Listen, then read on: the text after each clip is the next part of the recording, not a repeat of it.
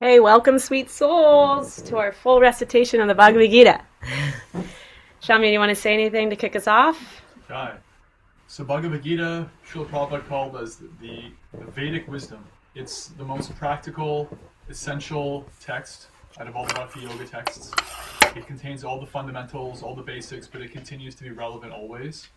And so many great minds have appreciated from so many different cultures and traditions. It's just so practical. And there's a lot of benefit to reading like a chapter a day.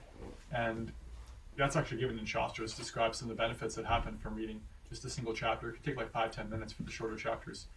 And we're going to read the whole Bhagavad Gita because this is the anniversary of its being spoken. With Krishna's discussion with Arjuna, he's actually just benefiting everybody. And it's such a great privilege to dive into it. We do this every year.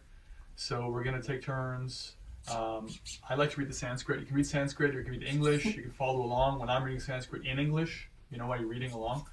And we're reading Srila Prabhupada's Bhagavad Gita as it is, the most widely read and disseminated version in the whole world.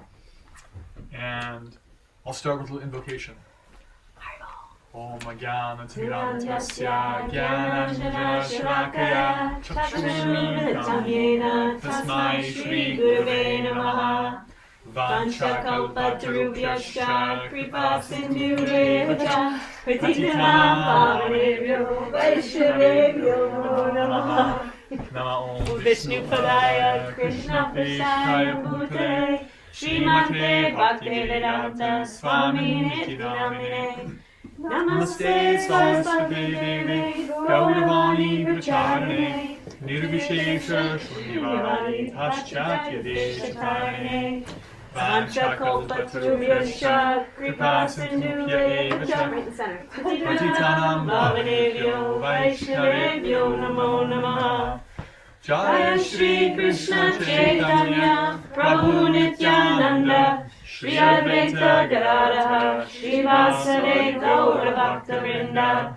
Hare Krishna Krishna Krishna Hare Hare Hare Rama Rama Rama Hare Hare. So we'll try to read a good clip. Bhagavad Gita as it is, chapter 1, observing the armies in the battlefield of Kurukshetra. Dhritarashtravacha Dharmakshetre Kurukshetre Samaveta Yutsavah Mamakav Pandavaschaiva Kimakurvata Sanjaya Sanjay Uvacha Drishvatu Pandavani Kang Vyudham Duryotanastada Acharya Mukasangamya Raja Vachanam Ambravit Paschaitam Pandaputranam Acharya Mahating Chamum Yudhang Drupada Putrena Tavashashena Timata Atarshura Maheshvasa Bhimarjuna Samayute Yudhana Viratascha Drupadascha Maharataha Trishtaketushta Chekitana Kashirajascha Viryavan Purjit Kunti Pujascha Shaibhyascha Narapongavaha Vidhamanyushcha Vikranta Uttamavajascha Viryavan Salpatro Draupateyascha Sarva Eva Maharataha Asmakantu Vishishtaye Tanibota Vijottama Nayaka Mama Sainyasya Samyartham Tan Bravimite Pavan Pishmascha Karanascha Kripascha Samatin Jayaha Ashvatama Vikarnascha Samadattis Tataivacha Anyacha Bhava Shura Marate Tyakta Jivataha Nana Shastra Varharana Sarve Yutta Visharadaha Aparyaptam Tanamasmakam Balam Pishma Pirakshitam Priyaptam Chiram Etesham Balam Bhima Pirakshitam Ayaneshu Sarveshu Gita Bhagam Avastitaha Bhishmam Eva Pirakshantu Bhavantas Sarva Evahi Tasya Sanjayanam Harsham Kuru Vritta Pitamaha Singhanadam Vinadyochai Sankyam Datmau Pratapavan Tata Sankyascha Peryascha Pranavanaka Gomukha Sahasaiva Pyahanyanta Sashabdastumalo Pavat Tata Shveter Hayer Yukte Mahati Syandane Statau Madhavav Pandavaschaiva Devyav Shankau Pradatmatuhu Panchajanyam Hrushikeshu Devadattam Dhananjaya Taundrang Datma Mahashankam Bhima Karma Trikodarah Ananta Vijayam Raja Kunti Putro Yudhishthirah Nakula Sahadevascha Sughosha Manipushpakau Kashascha Parameshvasa Shikandi Cha Maharatah Drushtadimno Viratascha Satakishcha Prajadaha Drupado Drapadeyascha Sarvasha Prativipate Saupatrascha Mahabhahu Shankan Datmu Pratak Pratak Sakhosho Tartarashtranam Kritayani Vyadariat Napascha Prativing Chaiva Tumalo Pyanunadayan Ate Vyavastitan Društva Tartarashtran Kapitvajaha Pravritte Shastra Sampate Tanur Udyamya Pandavaha Rishikesham Tada Vakyam Idam Aha Mahipate Arjuna Uvacha Senayor Upayor Matye Ratam Stapaya Mechuta Yavad Etan Diriksheham Yuttu Kaman Avastitan Kairmayasa Yuttavyam Asmin Rana Samudyame Yutsyamanam Aviksheham Yaetetra Samagataha Tartarashtrasya Durbuddher Yutte Priyachikir Shavaha Sanjay Uvacha Evam Ukto Rishikesho Gudakeshena Partha Senayor Upayor Matye Stapayatva Yuratottamam Bhishma Drona Pramukata Sarvesham Cha Mahikshatam Uvacha Partha Pashyaitan Samavetan Kurun Iti Tatra Pashyat Satan Partha Pitrun Ata Pitamahan Acharyan Matulan Prathrun Putran Pautran Sakins Tata Shvashuran Supatrashchaiva Suhridaschaiva Senayor Upayorapi Tan Samiksha Sakanteya Sarvan Bantun Avastitan Krupaya Pariyavishto Vishiram Idam Abravit Arjuna Uvacha Drishtvemang Svajanam Krishna Yuyutsam Samapastitam Siranti Namagatrani Mukhamcha Parishushrati Vepatusha Sharire Me Romaharshascha Jayate Gandivam Shrangsate Hastat Fakchaiva Paridahyate Nacha Shaknumya Vastatam Pramativa Chame Manaha Nimittani Chapashyami Viparitani Keshava Nacha Shrayo Napashyami Patva Svajanam Ahave Nakamkshe Vijayam Krishna Nacha Rajam Sukhanicha King Nurajina Govinda Kim Bhogair Jivatenava Yesham Arte Kangshitam No Rajam Bhoga Sukhanicha Tameva Stita Yutte Pranam Styaktva Tananicha Acharya Pitara Putras Tataiva Cha Pitamaha Matula Shvashura Pautra Shyala Samantanastata Etan Nahantam Chami Knatuki Matusudana Avitrailokya Rajasya Hetokenu Mahikrude Bhatya Tartarashtrana Kav Priti Syajjanardana Papam Eva Shriyat Asman Katvaitan Atatayinaha Tasman Narhaya Vayam Hantam Tartarashtran Svabhantavan Svajanam Hikatang Hatva Vikinasyama Matava Yadyepetena Pashyanti Lopo Pahata Chetasaha Kulakshaya Kritang Dosham Mitre Drohe Chapatikam Kritanam Nyayam Asma Piv Papat Asman Nivartitam Kulakshaya Kritang Dosham Prapashyat Pirchanardana Kulakshaya Pranashanti Kulatharma Sanatanaha Dharmena Shte Kulam Kritsnam Adharmo Pivavatyuta Dharma Pivavat Krishna Pradushanti Kulastriyaha Strishu Dushtyasu Varshnena Jayadevana Sankaraha Sankaro Narkaya Eva Kulaknanan Kulasyacha Patanti Patarohyesham Lupta Pranodika Kriya Doshar Etah Kulaknanan Vana Sankara Karkai Utsadyante Jati Dharma Kulatharmashcha Shashkaha Utsanna Kulatharmanam Manushyanam Chanardana Nadakeniyatam Vaso Bhavatityanu Shushruma Aho Patamahat Papam Kartam Devasita Vayam Yadrajya Sukhalopena Hantam Svajanam Udyataha Yadimam Apratikaram Ashastrang Shastrapanavaha Dhartarashtrarane hanyus tanne kshemataram bhavet. Sanjay uvacha evam uktvarjana shankhe topasta upavishat visurja sasarang chapang shoka samvigna manasaha. Jai. Chapter 1. So Arjuna is in great lamentation and Krishna is going to begin speaking. For those who didn't follow the Sanskrit. Do you want to read next, Kubo? Sure. Sanskrit or English, whatever you like. Chapter 2. Contents of the Gita summarized. Text 1. Sanjaya said, seeing Arjuna full of compassion, his mind depressed, his eyes full of tears, Madhusudana Krishna spoke the following words. The Supreme Personality of Godhead said, my dear Arjuna, how have these impurities come upon you?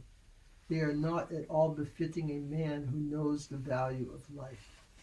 They lead not to higher planets, but to infinite. O son of Pritha, do not yield to this degrading impotence. It does not become you. Give up such petty weakness of heart and arise, O chastiser of the enemy. Arjuna said, O killer of enemies, O killer of Madhu, how can I counterattack with arrows in battle men like Bhishma and Drona, who are worthy of my worship? It would be better to live in this world by begging than to live at the cost of the lives of great souls who are my teachers. Even through desiring worldly gain, they are superiors. If they are killed, everything we enjoy will be tainted with blood. Nor do we know which is better, conquering them or being conquered by them. If we killed the sons of Dhritarashtra, we should not care to live. Yet they are now standing before us on the battlefield. Now I am confused about my duty and have lost all composure because of miserly weakness. In this condition, I am asking you to tell me for certain what is best for me. Now I am your disciple and a soul surrendered unto you. Please instruct me. I can find no means to drive away this grief which is drawing up my senses. I will not be able to dispel it, even if I win prosperous, unrivaled kingdom on earth, with sovereignty like the demigods in heaven. Sanjaya said, having spoken thus, Arjuna, chastiser of enemies, told Krishna, Govinda, I shall not fight, and fell silent. O descendant of Bharata, at that time Krishna, smiling in the midst of both the armies, spoke the following words to the grief-stricken Arjuna. The Supreme Personality of Godhead said, while speaking learned words, you are mourning for what is not worthy of grief. Those who are wise lament neither for the living nor the dead. Never was there a time when I did not exist, nor you, nor all these kings, nor in the future shall any of us cease to be. As the embodied soul continuously passes in this body, from boyhood to youth to old age, the soul similarly passes into another body at death. A sober person is not bewildered by such a change. O son of Kunti, the non-permanent appearance of happiness and distress and their disappearance in due course are like the appearance and disappearance of winter and summer seasons. They arise from sense perception, O scion of Bharata, and one must learn to tolerate them without being disturbed. O best among men, Arjuna, the person who is not disturbed by happiness and distress and is steady in both is certainly eligible for liberation. Those who are seers of the truth have concluded that of the non-existent, the material body, there is no endurance, and of the eternal, the soul, there is no change. This they have concluded by studying the nature of both. That which pervades the entire body you should know to be indestructible. No one is able to destroy that imperishable soul. The immaterial body of the indestructible, immeasurable, and eternal living entity is sure to come to an end, and therefore fight, O descendant of Bharata. Neither he who thinks the living entity the slayer, nor he who thinks it slain is in knowledge. For the self slays, nor not, nor is slain. For the soul there is neither birth nor death at any time. He has not come into being, does not come into being, and will not come into being. He is unborn, eternal, ever existing, and primeval. He is not slain when the body is slain. Oh, Partha, how can a person who knows that the soul is indestructible, eternal, unborn, and immutable kill anyone or cause anyone to kill? As a person puts on new garments, giving up old ones, the soul similarly accepts new material bodies, giving up the old and useless ones. The soul can never be cut to pieces by any weapon, nor burned by fire, nor moistened by water, nor withered by the wind. This individual soul is unbreakable and insoluble, and can be neither burned nor dried. He is everlasting, present, everywhere, unchangeable, immovable, and eternally the same. It is said that the soul is invisible, inconceivable, and immutable. Knowing this, you should not grieve for the body. If, however, you think that the soul, for the symptoms of life, will always be born and die forever, you still have no reason to lament, O mighty armed. One who has taken his birth is sure to die, and after death one is sure to take birth again. Therefore, in the unavoidable discharge of your duty, you should not lament. All created beings are unmanifest in their beginning, manifest in their interim state, and unmanifest again when annihilated. So what need is there for lamentation? Some look on the soul as amazing, some describe him as amazing, and some hear of him as amazing, while others, even after hearing about him, cannot understand him at all. O descendant of Bharata, he who dwells in the body can never be slain. Therefore, you need not grieve for any living being. Considering your specific duty as a Kshatriya, you should know that there is no better engagement for you than fighting on religious principles, and so there is no need for hesitation. O Partha, happy are the Kshatriyas to whom such fighting opportunities come unsought, opening for them the doors of the heavenly planets. If, however, you do not perform your religious duty of fighting, then you will certainly incur sins for neglecting your duties, and thus lose your reputation as a fighter. People will always speak of your infamy, and for a respectable person, dishonor is worse than death. The great generals who have highly esteemed your name and fame will think that you have left the battlefield out of fear only, and thus they will conquer you. They will consider you insignificant. Your enemies will describe you in many unkind words and scorn your ability. What could be more painful for you? O son of Kunti, either you will be killed on the battlefield and attain the heavenly planets, or you will conquer and enjoy the earthly kingdom. Therefore, get up with determination and fight. Do thou fight for the sake of fighting, without considering happiness or distress, loss or gain, victory or defeat, and by so doing you shall never incur sin. Thus far I have described this knowledge to you through analytical study. Now listen as I explain it in terms of working without fruit of results. O son of Prita, when you act in such knowledge, you can free yourself from the bondage of works.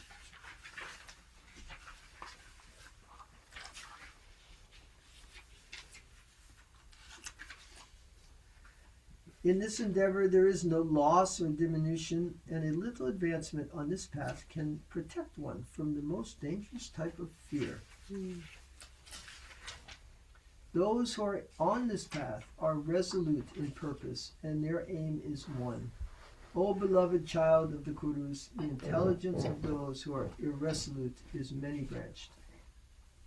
Men of small knowledge are very much attached to the flowery words of the Vedas, which recommend various fruitive activities for elevation to heavenly planets, resultant good birth, power, and so forth. Being desirous of sense gratification and opulent life, they say that there is nothing more than this. In the minds of those who are too attached to sense enjoyment and material opulence, and who are bewildered by such things. The resolute determination for devotional service to the Supreme Lord does not take place. The Vedas deal mainly with the subject of the three modes of material nature. O Arjuna, become transcendental to these three modes. Be free from all dualities and from all anxieties for gain and safety, and be established in the self. All purposes served by a small well can at once be served by a great reservoir of water. Similarly, all the purposes of the Vedas can be served to one who knows the purpose behind them. You have a right to perform your prescribed duty, but you are not entitled to the fruits of action. Never consider yourself the cause of the results of your activities, and never be attached to not doing your duty. Perform your duty equipoised, O Arjuna, abandoning all attachment to success or failure. Such equanimity is called yoga. O Dhananjaya, keep all abominable activities far distant by devotional service, and in that consciousness surrender unto the Lord. Those who want to enjoy the fruits of their work are misers. A man engaged in devotional service rids himself of both good and bad reactions even in this life. Therefore strive for yoga, which is the art of all work. By thus engaging in devotional service to the Lord, great sages or devotees free themselves from the results of work in the material world. In this way they become free from the cycle of birth and death and attain the state beyond all miseries by going back to Godhead. When your intelligence has passed out of the dense forest of delusion, you shall become indifferent to all that has been heard and all that is to be heard. When your mind is no longer disturbed by the flowery language of the Vedas, and when it remains fixed in the trance of self-realization, then you will have attained the divine consciousness. Arjuna said, O Krishna, what are the symptoms of one whose consciousness is thus merged in transcendence? How does he speak, and what is his language? How does he sit, and how does he walk? The Supreme Personality of Godhead said, O Partha, when a man gives up all varieties of desire for sense gratification, which arise from mental concoction, and when his mind, thus purified, finds satisfaction in the self alone, then he is said to be in pure transcendental consciousness. One who is not disturbed in mind even amidst the threefold miseries, or elated when there is happiness, and who is free from attachment, fear, and anger, is called a sage of steady mind. In the material world, one who is unaffected by whatever good or evil he may obtain, neither praising it nor despising it, is firmly fixed in perfect knowledge.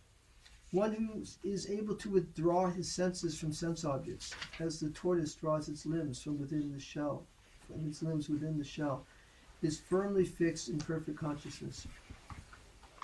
Though the embodied soul may be restricted from sense enjoyment, the taste for sense objects remains. But ceasing such engagements by experiencing a higher taste, he is fixed in consciousness. The senses are so strong and impetuous, O Arjuna, that they forcibly carry away the mind even of a man of discrimination who is endeavoring to control them. One who restrains his senses, keeping them under full control, and fixes his consciousness upon me, is known as a man of steady intelligence. While contemplating the objects of the senses, a person develops attachment for them. And from such attachment, lust develops, and from lust, anger arises. From anger, complete delusion arises, and from delusion, bewilderment of memory. When memory is bewildered, intelligence is lost, and when intelligence is lost, one falls down again into the material pool. But a man free from all attachment and aversion and able to control his senses through regulative principles of freedom can obtain the complete mercy of the Lord. For one thus satisfied in Krishna consciousness, the threefold miseries of material existence exist no longer. In such satisfied consciousness, one's intelligence is soon well established. One who is not connected with the Supreme in Krishna consciousness can have neither transcendental intelligence nor a steady mind, without which there is no possibility of peace. And how can there be any happiness without peace? As a strong wind sweeps away a boat on the water, even one of the roaming senses on which the mind focuses can carry away a man's intelligence. Therefore, O mighty armed, one whose senses are restrained from their objects is certainly of steady intelligence. What is night for all beings is the time of awakening for the self-controlled. And the time of awakening for all beings is night for the introspective sage. A person who is not disturbed by the incessant flow of desires that enter like rivers into the ocean, which is ever being filled but is always still, can alone achieve peace, and not the man who strives to satisfy such desires. A person who has given up all desires for sense gratification, who lives free from desires, who has given up all sense of proprietorship, is devoid of false ego. He alone can attain real peace. That is the way of the spiritual and godly life, after attaining which a man is not bewildered. If one is thus situated, even at the hour of death, one can enter into the kingdom of God. Haribo. Jai. Someone else like to read? Srinivas, do you want to read next? No. Okay. Anyone in the room? Anyone?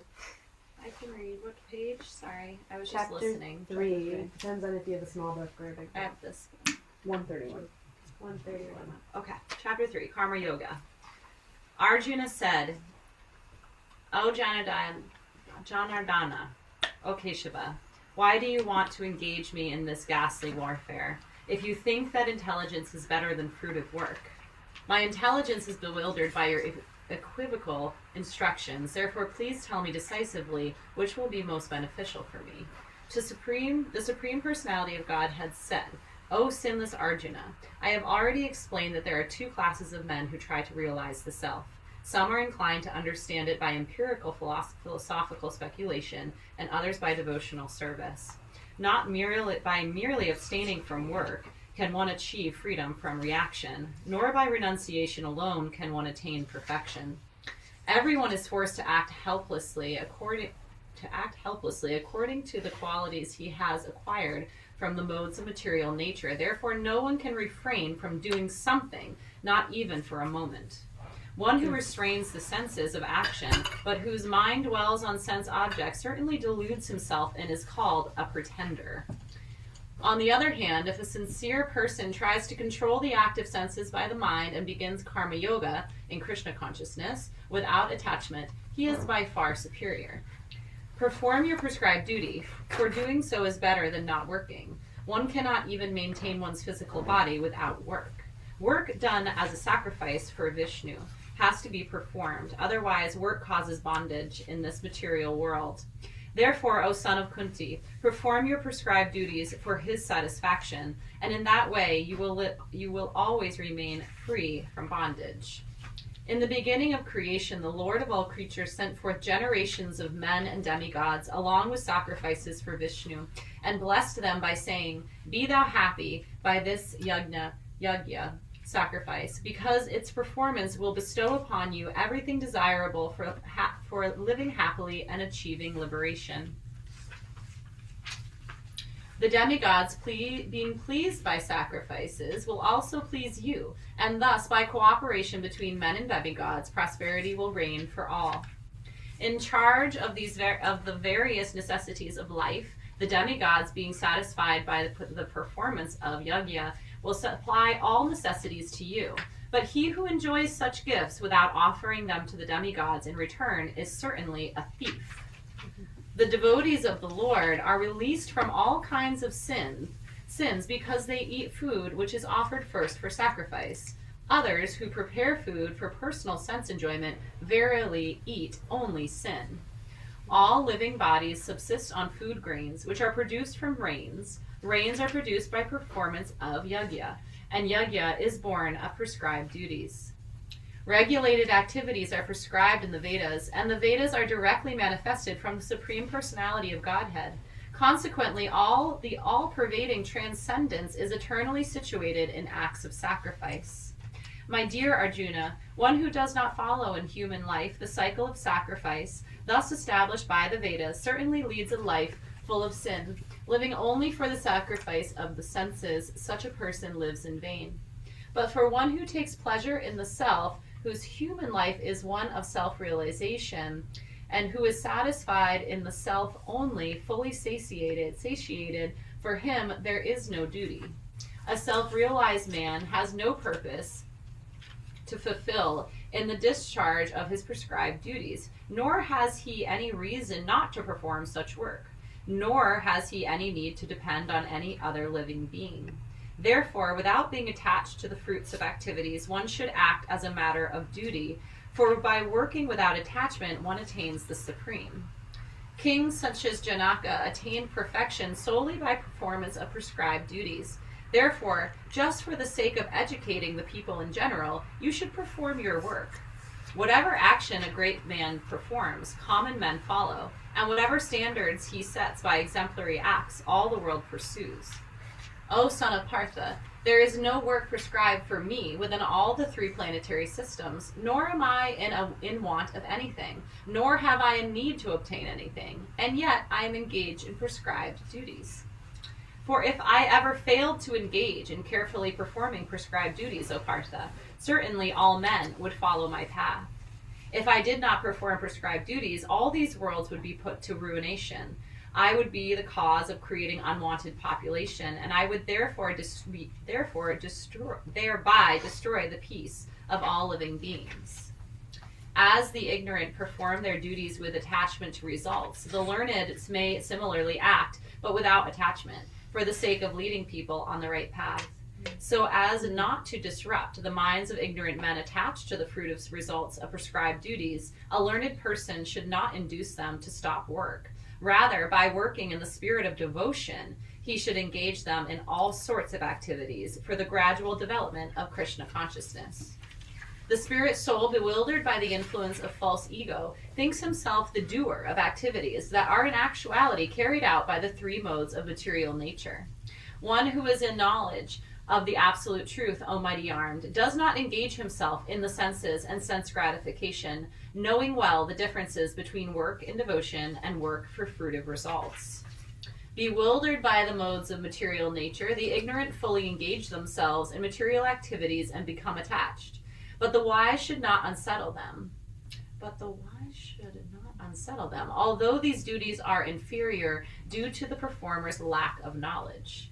Therefore, O Arjuna, surrendering all your works unto me, with full knowledge of me, without desires for profit, with no claims to proprietorship, and free from lethargy, fight. Those persons who execute their duties according to my injunctions and who follow this teaching faithfully, without envy, become free from the bondage of fruitive actions. But those who, out of envy, disregard these teachings and do not follow them regularly are to be considered bereft of all knowledge, befooled, and ruined in their endeavors for perfection. Even a man of knowledge acts according to his own nature, for everyone follows the nature he has acquired from the three modes. What can repression accomplish? There are principles to regulate attachment and aversion pertaining to the senses and their objects. One should not come under the control of such attachment and aversion, because they are stumbling blocks on the path of self-realization.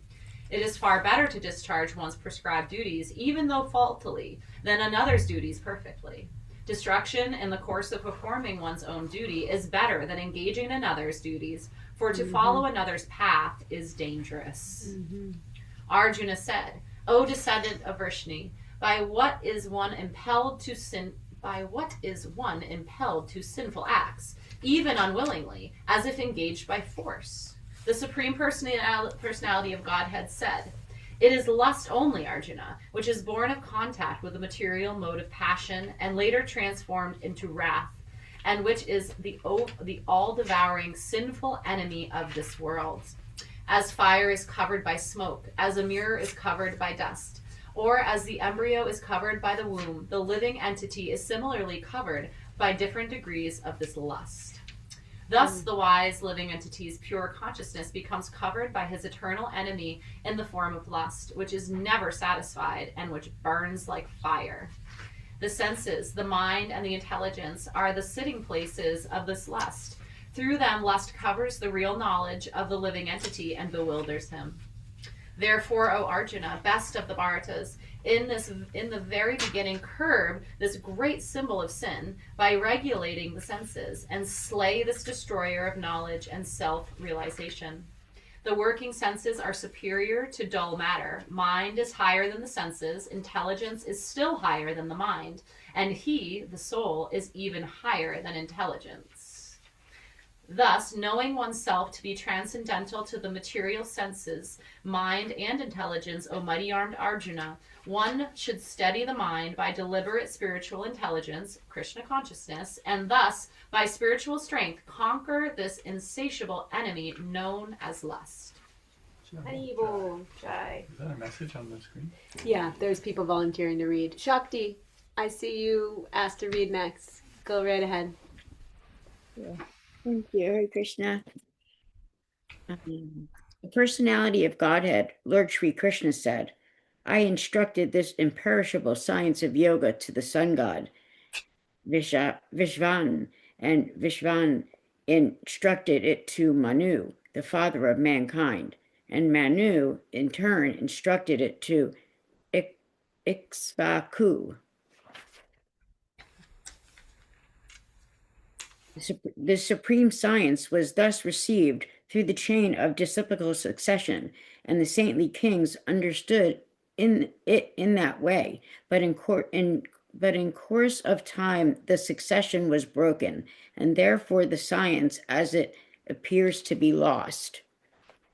That very ancient science of the relationship with the Supreme is today told by me to you, because you are my devotee as well as my friend, and can therefore understand the transcendental mystery of this science.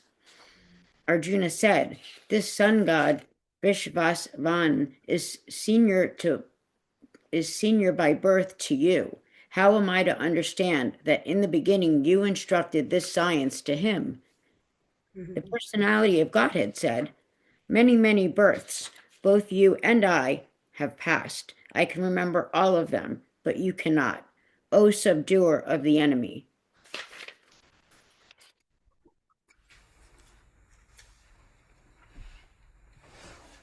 Sorry.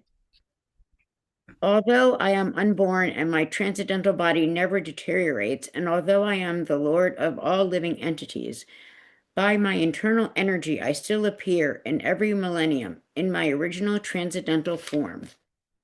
Whenever and wherever there is a decline in religious practice, O descendant of Bharata, and a predominant rise of irreligion, at that time I descend myself to deliver the pious, and to annihilate the miscreants, as well as to reestablish the principles of religion. I myself appear, millennium after millennium. One who knows the transcendental nature of my appearance and activities does not, upon leaving the body, take his birth again in this material world, but attains my eternal abode, O Arjuna. Being freed from attachment, fear, and anger, being fully absorbed in me and taking refuge in me, many, many persons in the past became purified by the knowledge of me, and thus they all attained transcendental love for me. As all surrender unto me, I reward them accordingly. Everyone follows my path in all respects, O son of Partha.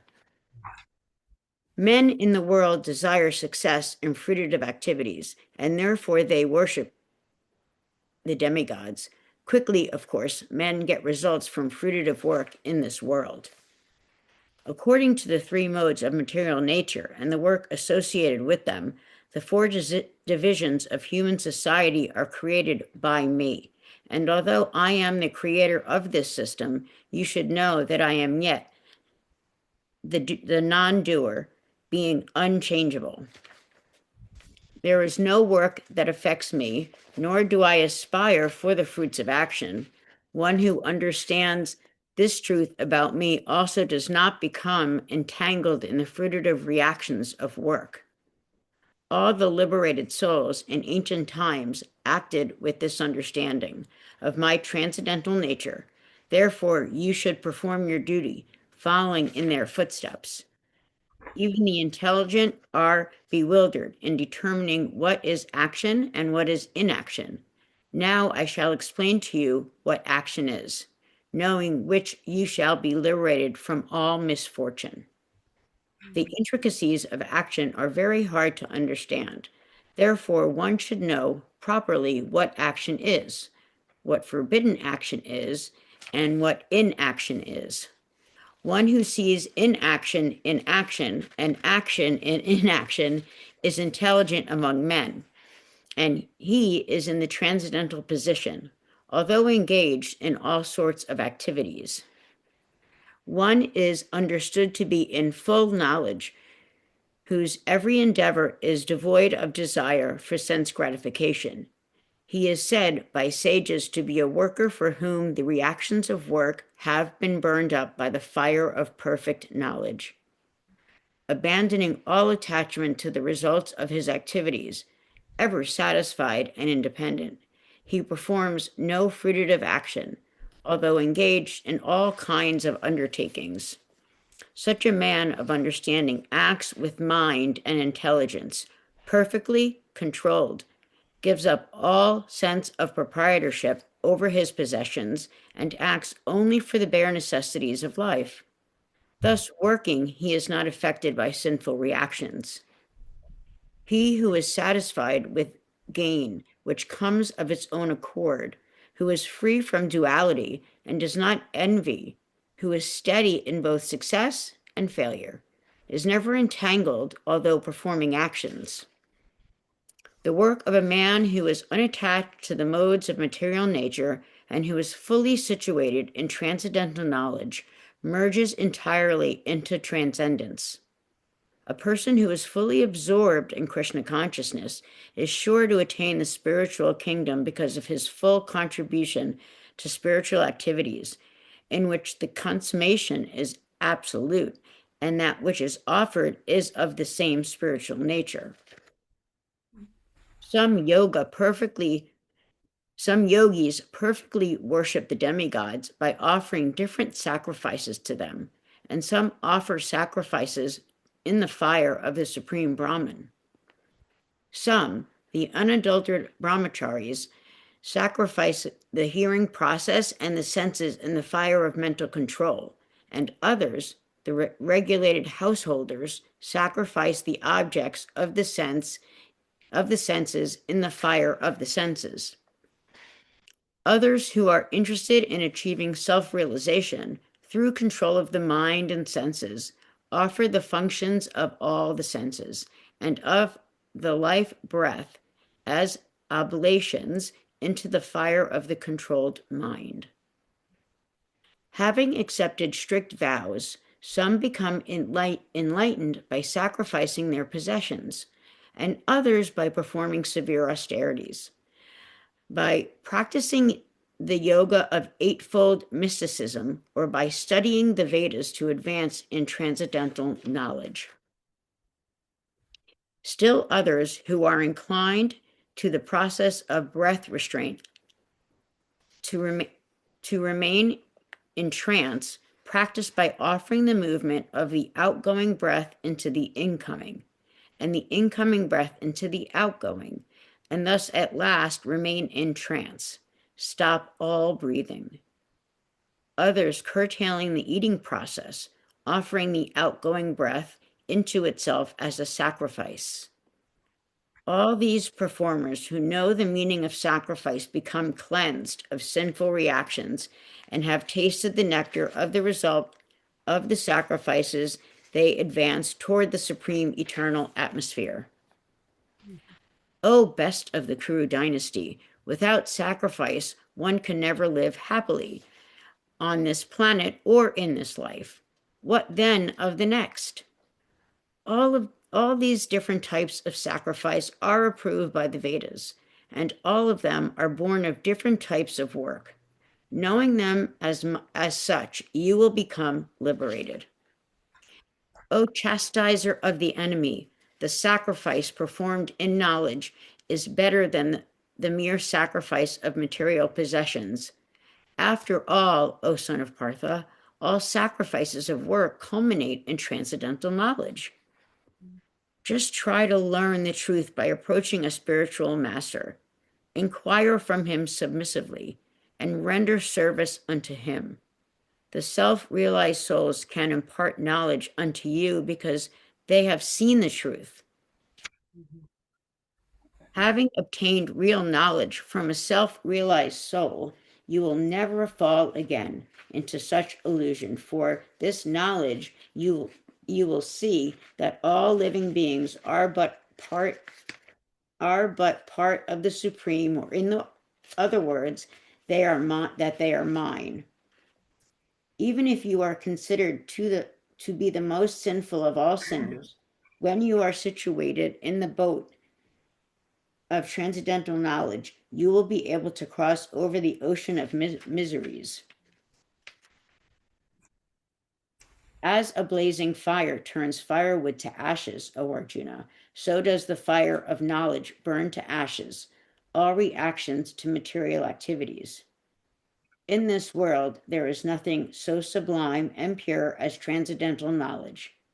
Such knowledge is the mature fruit of all mysticism, and one who has become accomplished in the practice of devotional service enjoys this knowledge within himself in due course of time. A faithful man who is dedicated to transcendental knowledge and who subdues his senses is eligible to achieve such knowledge, and having achieved it, he quickly attains the supreme spiritual peace. But ignorant and faithless persons who doubt the revealed scriptures do not attain God consciousness. They fall down. For the doubting soul, there is happiness. For the doubting soul, there is happiness neither in this world nor in the next. One who acts in devotional service, renouncing the fruits of his actions, and whose doubts have been destroyed by transcendental knowledge, is situated factually in the self. Thus he is not bound by the reactions of work, O conqueror of riches. Therefore, the doubt which have arisen in your heart out of ignorance should be slashed by the weapon of knowledge. Armed with yoga, O Bharata, stand and fight. Right. Who's up next in the room? Go ahead. Okay. Chapter 5, Karma Yoga, Action, and Krishna Consciousness. Arjuna said, "O Krishna, first of all, you asked me to renounce work, and then again you recommend work with devotion. Now will you kindly tell me definitely which of the two is more beneficial?" The personality of God had replied, "Renunciation of work and work and devotion are both good for liberation. But of the two, work and devotional service is better than renunciation of work. One who neither hates nor desires the fruits of his activities is known to be always renounced. Such a person, free from all dualities, easily overcomes material bondage and is completely liberated. O mighty armed Arjuna! Only the ignorant speak of devotional service, karma yoga, as being different from the analytical study of the material world. Sankhya. Those who are actually learned say that he who applies himself well to one of these paths achieves the results of both. One who knows that the position reached by means of analytical study can also be attained by devotional service, and who therefore sees analytical study and devotional service to be one of the same level, sees things as they are. Merely renouncing all activities, yet not engaging in devotional service of the Lord, cannot make one happy. But a thoughtful person engaged in devotional service can achieve the supreme without delay. One who works in devotion, who is a pure soul, and who controls his mind and senses, is dear to everyone, and everyone is dear to him. Though always working, such a man is never entangled. A person in the divine consciousness, although engaged in seeing, hearing, touching, smelling, eating, moving about, sleeping, and breathing, always knows within himself that he actually does nothing at all. Because while speaking, evacuating, receiving, or opening or closing his eyes, he always knows that the only material senses are engaged within their objects, and that he is aloof from them. One who performs his duty without attachment, surrendering the results into the Supreme Lord, is unaffected by sinful activity, as the lotus leaf is untouched by water. The yogis, abandoning attachment, act with body, mind, intelligence, and even with the senses, only for the purpose of purification. The steadily devoted soul attains unadulterated peace because he offers the results of all activities to me, whereas a person who is not in union with the divine, who is greedy for the fruits of his labor, becomes entangled. When the embodied living being controls his nature and mentally renounces all actions, he resides happily in the city of 9 gates, the material body, neither working nor causing work to be done. The embodied spirit, master of the city of his body, does not create activities, nor does he induce people to act, nor does he create the fruits of action. All this is enacted by the modes of material nature. Nor does the Supreme Lord assume anyone's sinful or pious activities. Embodied beings, however, are bewildered because of the ignorance which covers their real knowledge. One is enlightened with the knowledge by which nescience is destroyed, then his knowledge reveals everything, as the sun lights up everything in the daytime. When one's intelligence, mind, faith, and refuge are all fixed in the Supreme, then one becomes cleansed of misgivings through complete knowledge, and thus proceeds straight on to the path of liberation.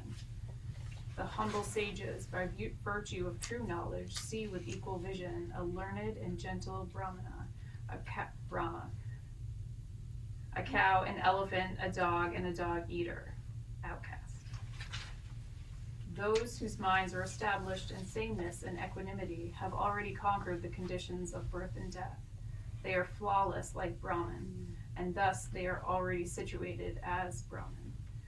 A person who neither rejoices upon achieving something pleasant nor laments upon obtaining something unpleasant, who is self-intelligent, who is unbewildered, and who knows the science of God, is already situated in transcendence. Such a liberated person is not attracted to material sense pleasure, but is always in trance, enjoying the pleasure within. In this way, the self-realized person enjoys unlimited happiness, for he concentrates on the Supreme. An intelligent person does not take part in the sources of misery, which are due to contact with the material senses. O son of Kunti, such pleasures have a beginning and an end, and so the wise man does not delight in them. Before giving up his present body, if one is able to tolerate the urges of the material senses and check the forces of desire and anger, he will be situated and is happy in this world. One whose happiness is within, who is active and rejoices within, and whose aim is inward, is actually the perfect mystic. He is liberated in the Supreme. And ultimately, he attains the Supreme.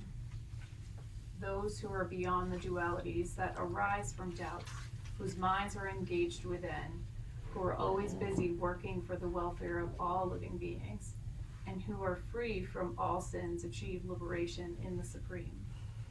Those who are free from anger and all material desires, who are self-realized, self-disciplined, and constantly endeavoring for perfection, are assured of liberation in the Supreme in the very near future.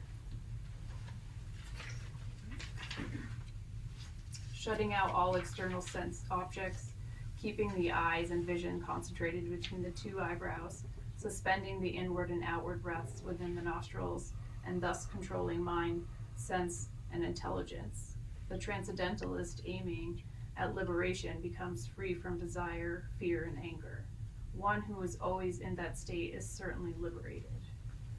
A person who, in full consciousness of me, knowing me to be the ultimate beneficiary of all sacrifices and austerities, the supreme lord of all planets and demigods, and the benefactor and well-wisher of all living entities, attains peace from the pangs of material miseries.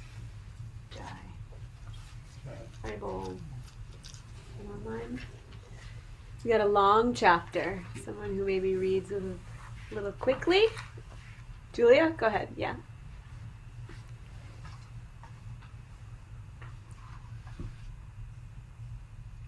Okay. The Supreme Personality of Godhead said, one who is unattached to the fruits of his work and who works as he is obligated is in the renounced order of life, and he is the true mystic, not he who lights no fire and performs no duty. What is called renunciation, you should know to be the same as yoga, or linking oneself with the Supreme, O son of Pandu, for one can never become a yogi unless he renounces desire for sense gratification. For one who is a neophyte in the Eightfold Yoga system, work is said to be the means, and for one who is already elevated in yoga, cessation of all material activities is said to be the means. A person is said to be elevated in yoga when, having renounced all material desires, he neither acts for sense gratification nor engages in fruitive activities. One must deliver himself with the help of his mind and not degrade himself. The mind is a friend of the conditioned soul and his enemy as well. For him who has conquered the mind is the best of friends, but for one who has failed to do so, his mind will remain the greatest enemy. For one who has conquered the mind, the super soul is already reached, and for he has attained tranquility. To such a man, happiness and distress, heat and cold, honor and dishonor are all the same. A person is said to be established in self-realization and is called a yogi or mystic when he is fully satisfied by virtue of acquired knowledge and realization. Such a person is situated in transcendence and is self-controlled. He sees everything, whether it be pebbles, stones, or gold, all the same. A person is considered still further advanced when he regards honest well-wishers, affectionate benefactors, the neutral, meditators, the envious, friends and enemies, the pious and the sinners, all with an equal mind. A transcendentalist should always engage his body, mind, and self in relationship with the Supreme. He should live alone in a secluded place and should always carefully control his mind. He should be free from desires and feelings of possessiveness. To practice yoga, one should go to a secluded place and should lay kusa grass on the ground and then cover it with a deer skin and a soft cloth. The seat should be neither too high nor too low and should be situated in a sacred place. The yogi should then sit on it very firmly and practice yoga to purify the heart by controlling his mind, senses, and activities and fixing the mind on one point. One should hold one's body, neck and head erect in a straight line and stare steadily at the tip of the nose.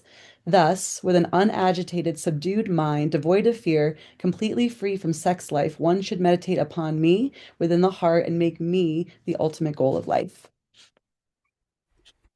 Thus, practicing constant control of the mind, body, and activities, the mystic transcendentalist, his mind regulated, attains to the kingdom of God or the abode of Krishna by cessation of material existence.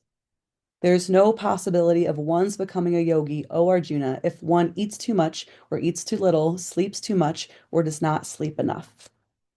He who is regulated in his habits of eating, sleeping, recreation, and work can mitigate all material pains by practicing the yoga system.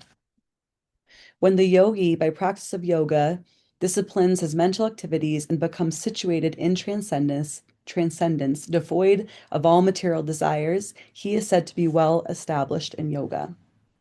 As a lamp in a windless place does not waver, so the transcendentalist whose mind is controlled remains always steady in his meditation on the transcendent self. In the stage of perfection called trance or samadhi, one's mind is completely restrained from material mental activities by practice of yoga. This perfection is characterized by one's ability to see the self by the pure mind and to relish and rejoice in the self.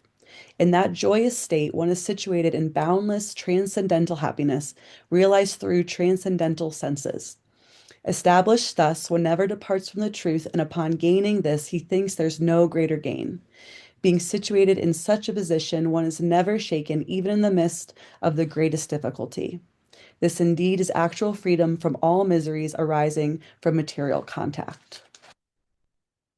One should engage oneself in the practice of yoga with determination and faith and not be deviated from the path.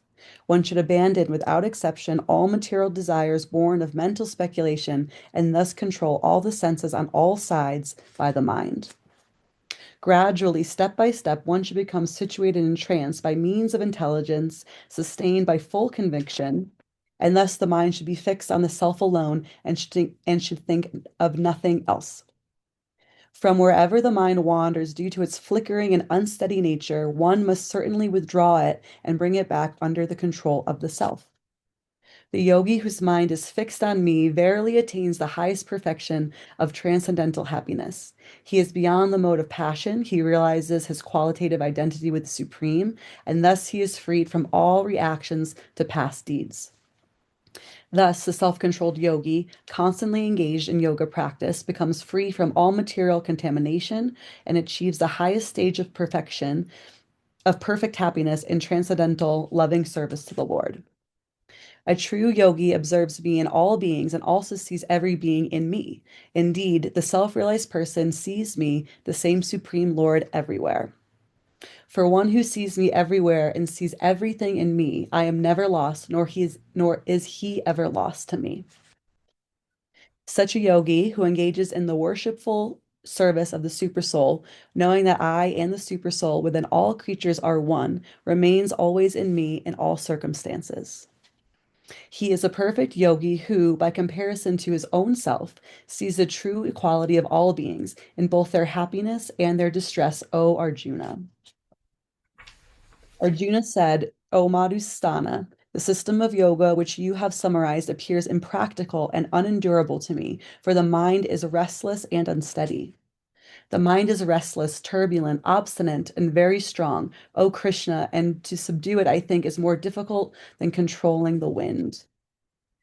Lord Sri Krishna said, O mighty armed son of Kunti, it is undoubtedly very difficult to curb the restless mind, but it is possible by suitable practice and by detachment. For one whose mind is unbridled, the self-realization is difficult work. But he whose mind is controlled and who strives by appropriate means is assured of success. That is my opinion. Arjuna said, O Krishna, what is the destination of the unsuccessful transcendentalist who in the beginning takes to the process of self-realization with faith, but who later desists due to worldly mindedness and thus does not attain perfection in mysticism? O mighty armed Krishna, does not such a man who is bewildered from the path of transcendence fall away from both spiritual and material success and perish like a riven cloud with no position in any sphere? This is my doubt, O Krishna, and I ask you to dispel it completely. But for you, no one is to be found who can destroy this doubt.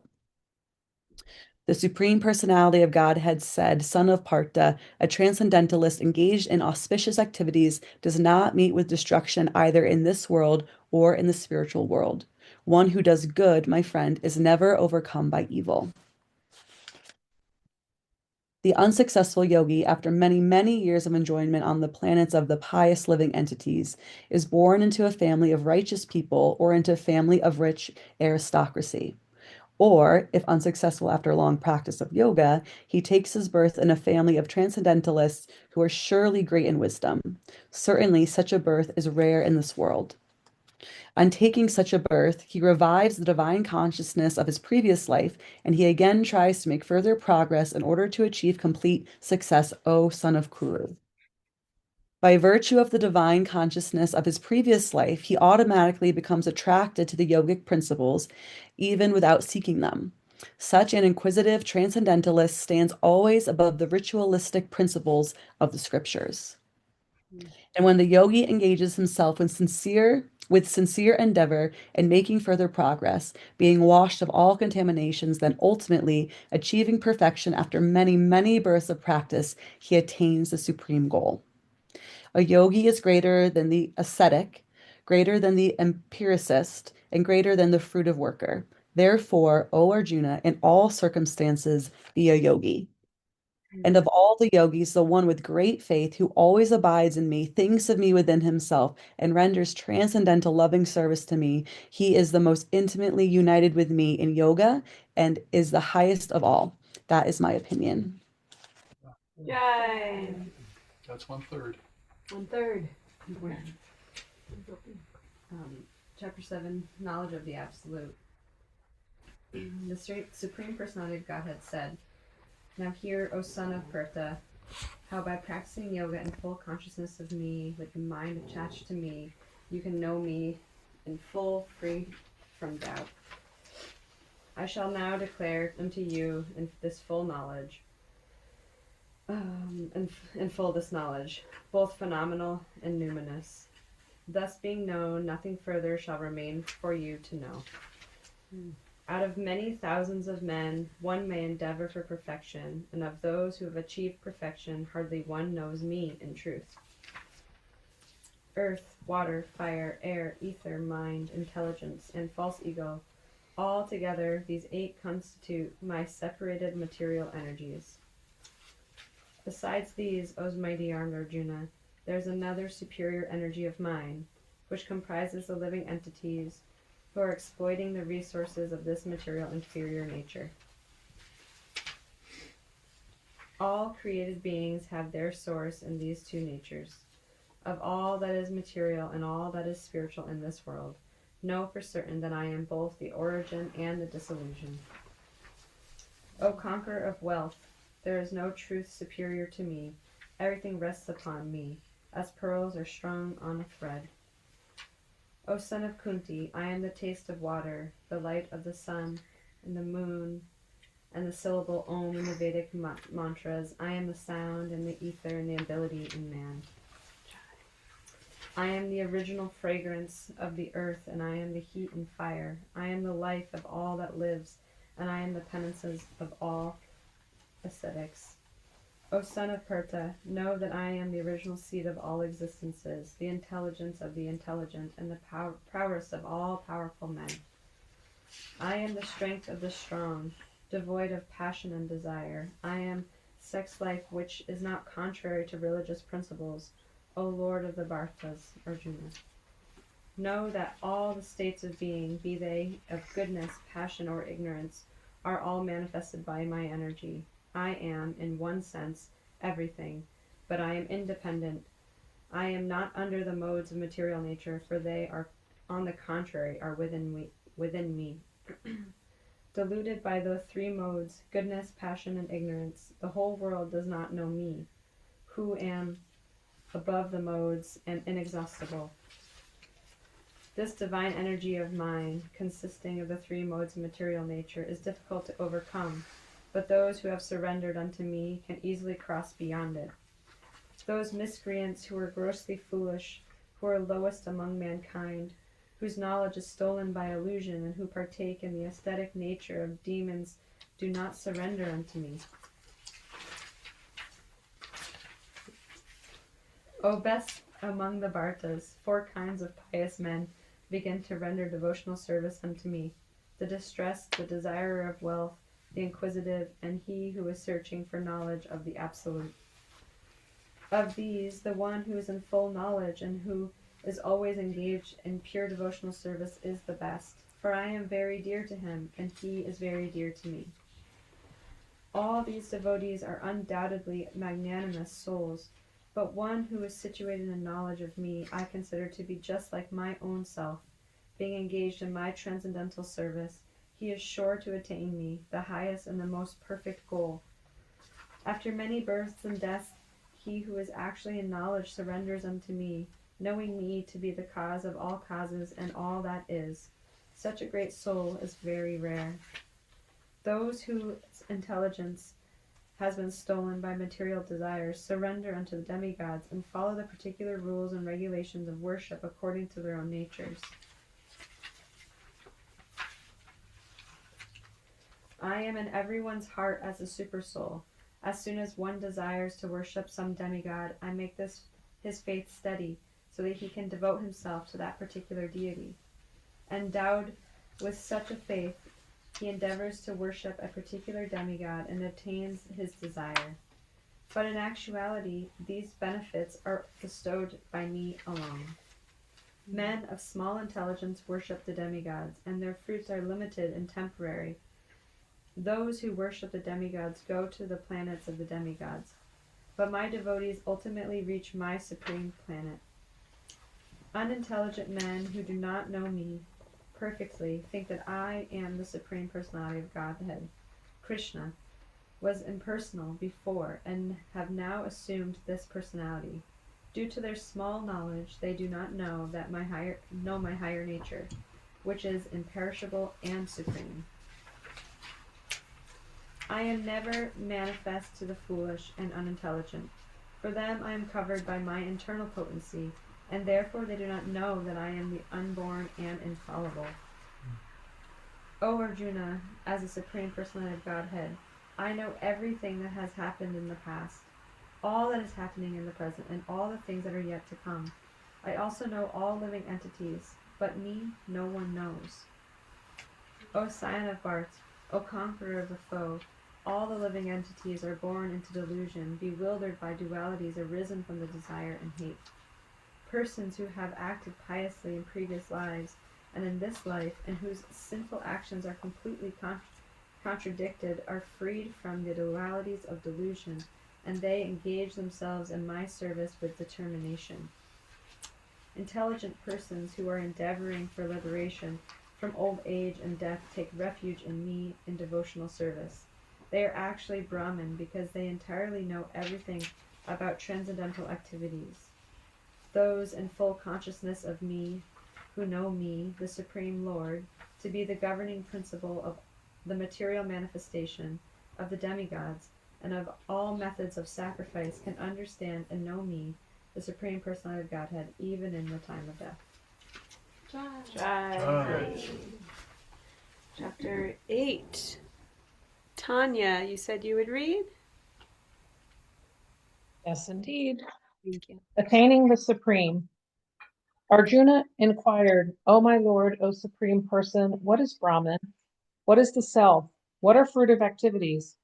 What is this material manifestation? And what are the demigods? Please explain this to me.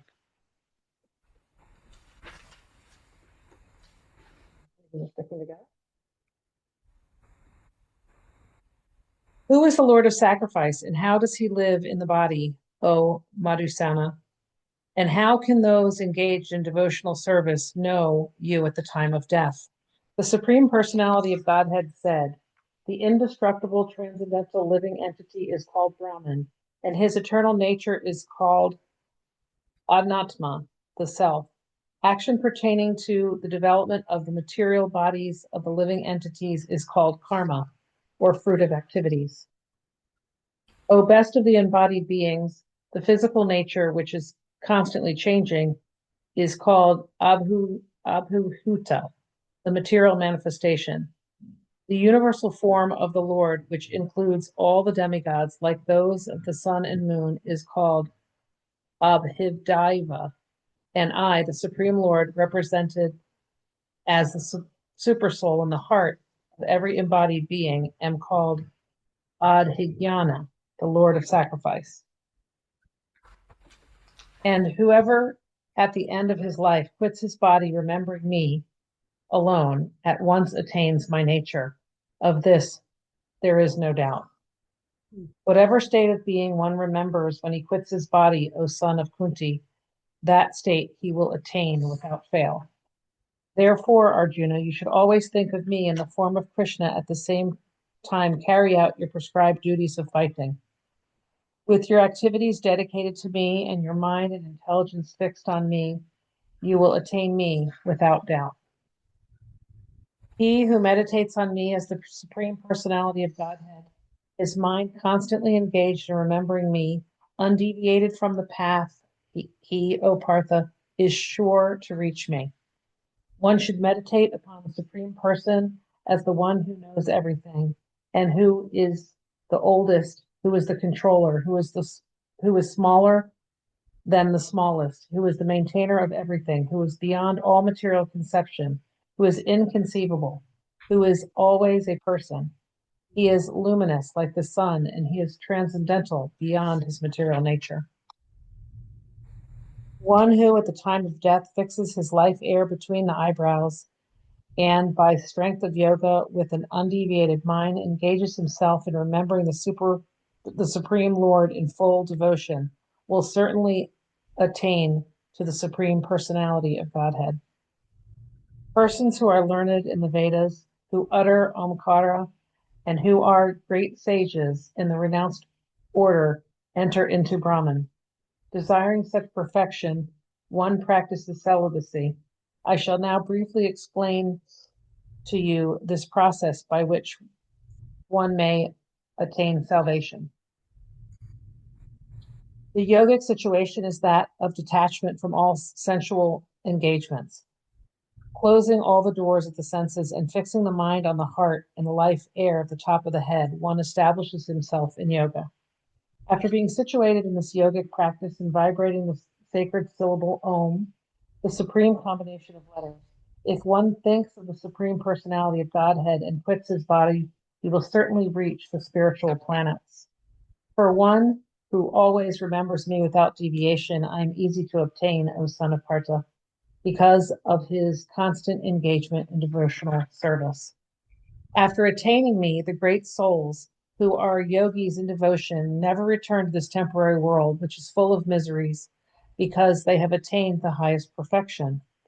From the highest planet in the material world down to the lowest, all are places of misery wherein repeated birth and death take place. But one who attains my abode, O son of Kunti, never takes birth again.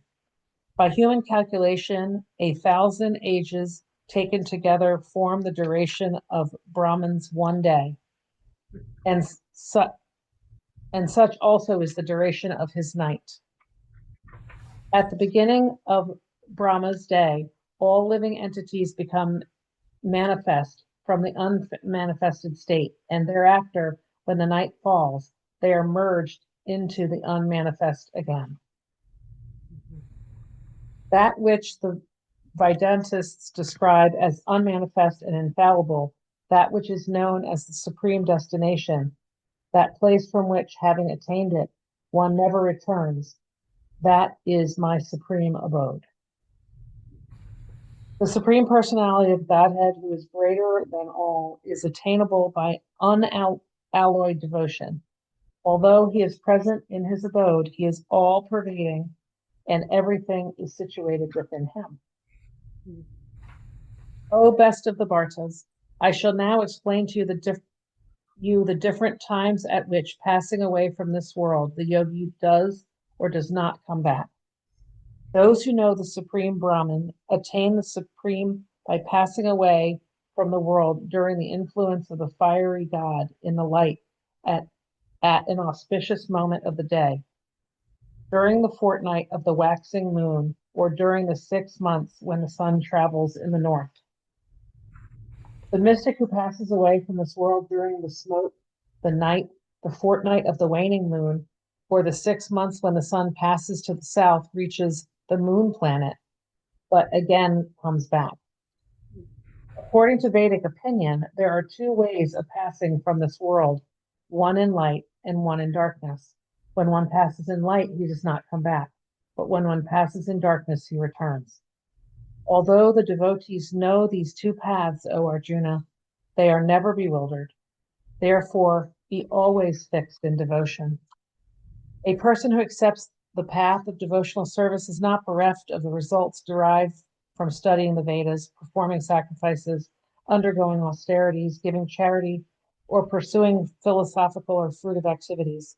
Simply by performing devotional service, he attains all these, and at the end he reaches the supreme eternal abode. Jai. Chapter 9. Arjuna?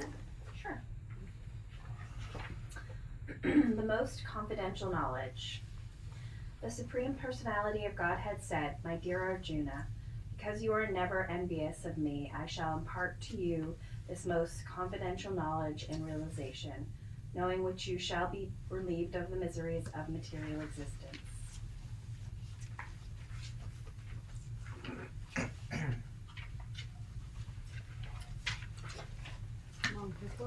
Oh, you have your pictures. The knowledge is the king of education, the most secret of all secrets. It is the purest knowledge, and because it gives direct perceptions of the self by realization, it is perfection of religion. It is everlasting, and it is joyfully performed.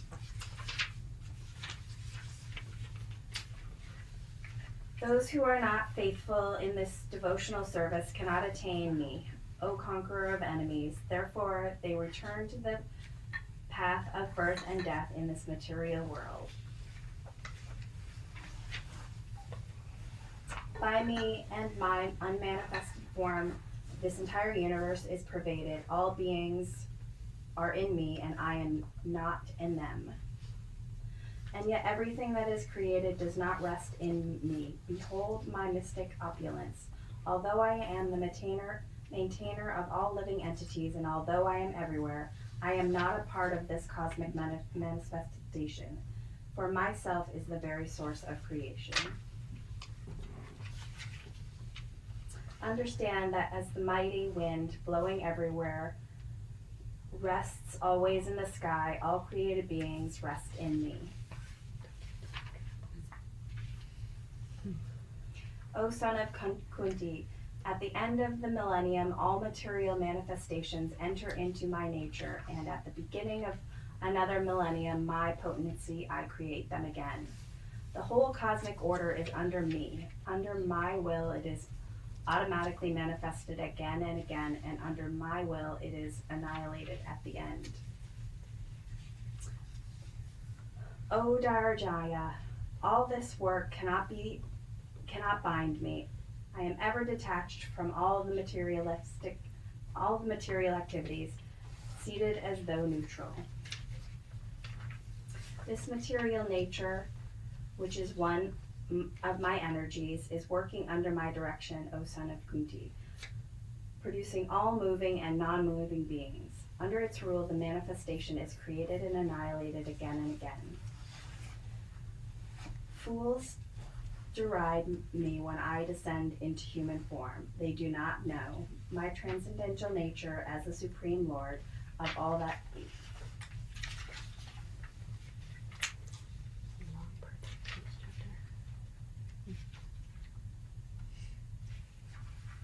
Those who are thus bewildered are attracted by demonic and atheistic views.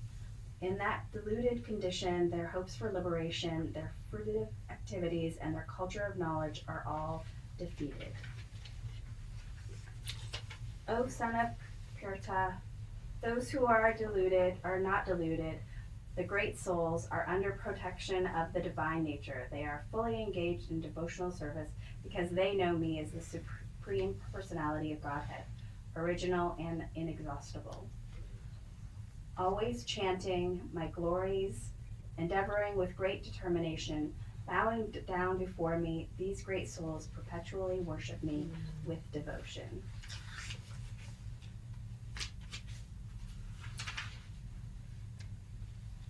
Others who engage in sacrifice by the cultivation of knowledge worship the Supreme Lord as the one without a second, as diverse in many and in the universal form.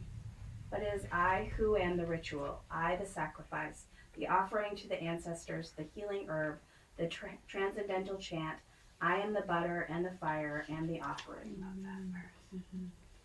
I am the father of this universe, the mother, the support, and the grandsire. I am the object of knowledge, the purifier, the syllable Om. I am the Rig, the Sama, and the Yajurvedas. I am the goal, the sustainer, the master, the witness, the abode, the refuge, the most dear friend.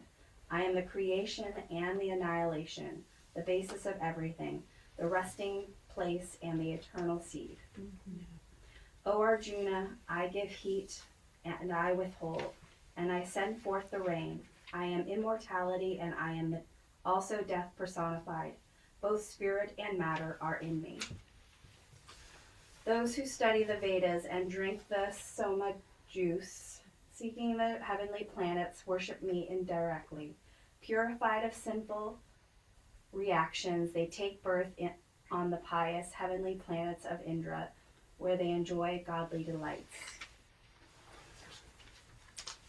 When they have thus enjoyed vast heavenly sense pleasure and the results of their pious activities are exhausted, they return to this mortal planet again.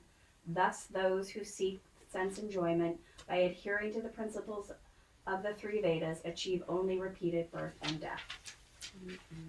But those who always worship me with the exclusive devotion, meditating on my transcendental form, to them I carry what they lack, and I preserve what they have. Those who are devotees of other gods and who worship them with faith actually worship only me, O son of Kunti. But they do so in the wrong way. I am the only enjoyer and the master of sacrifices. Therefore, those who do not recognize me, my true transcendental nature, fall down. Those who worship the demigods will take birth among the demigods. Those who worship the ancestors go to the ancestors. Those who worship ghosts and spirits will take birth among such beings, and those who worship me will live with me. If one offers me with love and devotion a leaf, a flower, a fruit, or water, I will accept it. Whatever you do, whatever you eat, whatever you offer or give away, and whatever austerities you perform, do that, O son of Kunti, as an offering to me. In this way, you will be freed from bondage to work and its auspicious and inauspicious results. With your mind fixed on me in this principle of renunciation, you will be liberated and come to me. I envy no one, nor am I partial to anyone. I am equal to all, but whoever renders service unto me in devotion as a friend is in me, and I am also a friend to him. Even if one commits the most abominable actions, if he is engaged in devotional service, he is to be considered saintly, because he is properly situated in his determination. He quickly becomes righteous and attains lasting peace. O son of Kunti, declare it boldly that my devotee never perishes. O son of Partha, those who take shelter in me, though they be of lower birth, women, Vaishnavas, merchants, and Sudras, workers, can attain the supreme destination. How much more this is so of the righteous Brahmins, the devotees, and the saintly kings. Therefore, having come to this temporary miserable world, engage in loving service unto me. Engage your mind always in thinking of me. Become my devotee, offer obeisances to me, and worship me. Being completely absorbed in me, surely you will come to me. Yay. Halfway mark. Halfway. Chapter 10. Martine? So you wrote in the chat too. The opulence of the Absolute. The Supreme Personality of Godhead said, "Listen again, O my dear Arjuna, because you are my dear friend. For your benefit, I shall speak to you further, giving knowledge that this is better than what I've already explained. Neither the host of the demigods nor the great sages know my origin or opulences, for in every respect I am the source of the demigods and sages. He who knows me as the unborn, as the beginningless, as the supreme Lord of all the worlds, he only, undiluted among men, is freed from all sins.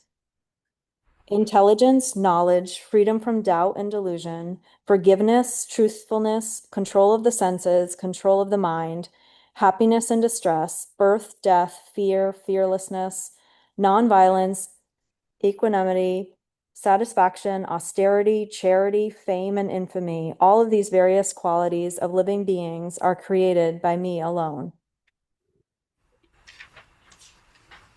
The 7 great sages, and before them the 4 other great sages, and the Manus, progenitors of mankind, come from me, born from my mind, and all the living beings populating the various planets descend from them. One who is factually convinced of this opulence and mystic power of mine engages in unalloyed devotional service. Of this there is no doubt. I am the source of all spiritual and material worlds. Everything emanates from me. The wise who perfectly know this engage in my devotional service and worship me with all of their hearts. The thoughts of my pure devotees dwell in me. Their lives are fully devoted to my service, and they derive great satisfaction and bliss from always enlightening one another and conversing about me. To those who are constantly devoted to serving me with love, I give the understanding by which they can come to me. To show them special mercy, I, dwelling in their hearts, destroy with the shining lamp of knowledge the darkness born of ignorance. Arjuna said, "You are the supreme personality of Godhead, the ultimate abode, the purest, the absolute truth. You are the eternal, transcendental, original person, the unborn, the greatest. All the great sages, such as Narada, Asita, Davala, and Vyasa, confirm this truth about you, and now you yourself are declaring it to me. O Krishna, I totally accept as truth that all that you have told me. Neither the demigods nor the demons, O Lord, can understand your personality. Indeed, you alone know yourself by your own inner potency, O Supreme Person, origin of all, Lord of all beings, God of gods, Lord of the universe. Please tell me in detail of your divine opulences by which you pervade all of these worlds. O Krishna, O Supreme Mystic, how shall I constantly think of you? And how shall I know you? In what various forms are you to be remembered, O Supreme Personality of Godhead? O Jaradana, again, please describe in detail the mystic power of your opulences. I am never satiated in hearing about you, for the more I hear, the more I want to taste the nectar of your words. Supreme Personality of Godhead said, "Yes, I will tell you my splendorous manifestations, but only of those which are prominent, O Arjuna, for my opulence is limitless. I am the Supersoul, O Arjuna, seated in the hearts of all living entities. I am the beginning, the middle, and the end of all beings. Of the Adityas, I am Vishnu. Of lights, I am the radiant sun. Of the Maruts, I am Marichi. And among the stars, I am the moon. Of the Vedas, I am the Samaveda. Of the demigods, I am Indra, the king of heaven. Of the senses, I am the mind. And in living beings, I am the living force, consciousness. Of all the Rudras, I am Lord Shiva. Of the Yakshas and the Rakshasas, I am the Lord of wealth, Kuvera. And Vasus, I am fire, Agni. And of mountains, I am Maru. Of priests, O Arjuna, know me to be the chief, Vraspati. Of generals, I am Kartikeya, and of bodies of water, I am the ocean. Of the great sages, I am Briju. Of vibrations, I am transcendental Om. Of sacrifices, I am the chanting of the holy names, Japa. And of immovable things, I am the Himalayas. Of all trees, I am the banyan tree. And of the sages among the demigods, I am Narada. Of the Gandharvas, I am Chitratha, and among perfected beings, I am the sage Kapila. Of horses, know me to be the Uchai Shrava, produced during the churning of the ocean for nectar. Of lordly elephants, I am the Aravata, and among men, I am the monarch. Of weapons, I am the thunderbolt. Among cows, I am the Surabhi. Of causes of procreation, I am the Kandarpa, the god of love. And of serpents, I am Vasuki. Of the many-hooded Nagas, I am Ananta, and among the aquatics, I am the demigod Varuna. Of departed ancestors, I am Aryama, and among the dispensers of law, I am Yama, the lord of death. Among the Datya demons, I am the devoted Prahlad. Among subduers, I am time. Among beasts, I am the lion, and among birds, I am Garuda. Of purifiers, I am the wind. Of the wielders of weapons, I am Rama. Of fishes, I am the shark. And of flowing rivers, I am the Ganges. Of all creations, I am the beginning and the end and also the middle, O Arjuna. Of all sciences, I am the spiritual science of the self. And among logicians, I am the conclusive truth. Of letters, I am the letter A. And among compound words, I am the dual compound. I am also inexhaustible time, and of creators, I am Brahma. I am all devouring death, and I am the generating principle of all that is yet to be. Among women, I am fame, fortune, fine speech, memory, intelligence, steadfastness, and patience. Of the hymns in the Samaveda, I am the Bharat Sama, and of poetry, I am the Gayatri. Of months, I am Margashirsa, November, December, and of seasons, I am flower-bearing spring. I am also the gambling of cheats, and of the splendid, I am the splendor. I am victory, I am adventure, and I am the strength of the strong. Of the descendants of Vrishni, I am Vasudev, and of the Pandavas, I am Arjuna. Of the sages, I am Vyasa, and among great thinkers, I am Usana.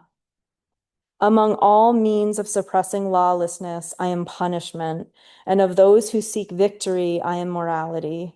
Of secret things, I am silence, and of the wise, I am the wisdom. Furthermore, O Arjuna, I am the generating seed of all existences. There is no being, moving or non-moving, that can exist without me.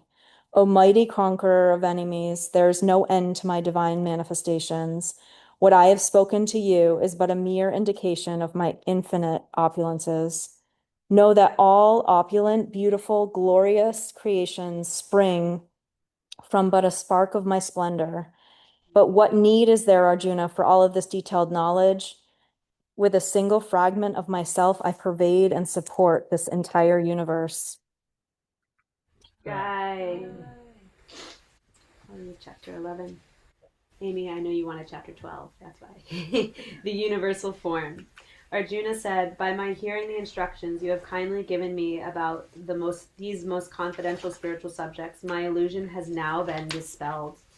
O lotus-eyed one, I have heard from you in detail about the appearance and disappearance of every living entity and have realized your inexhaustible glories.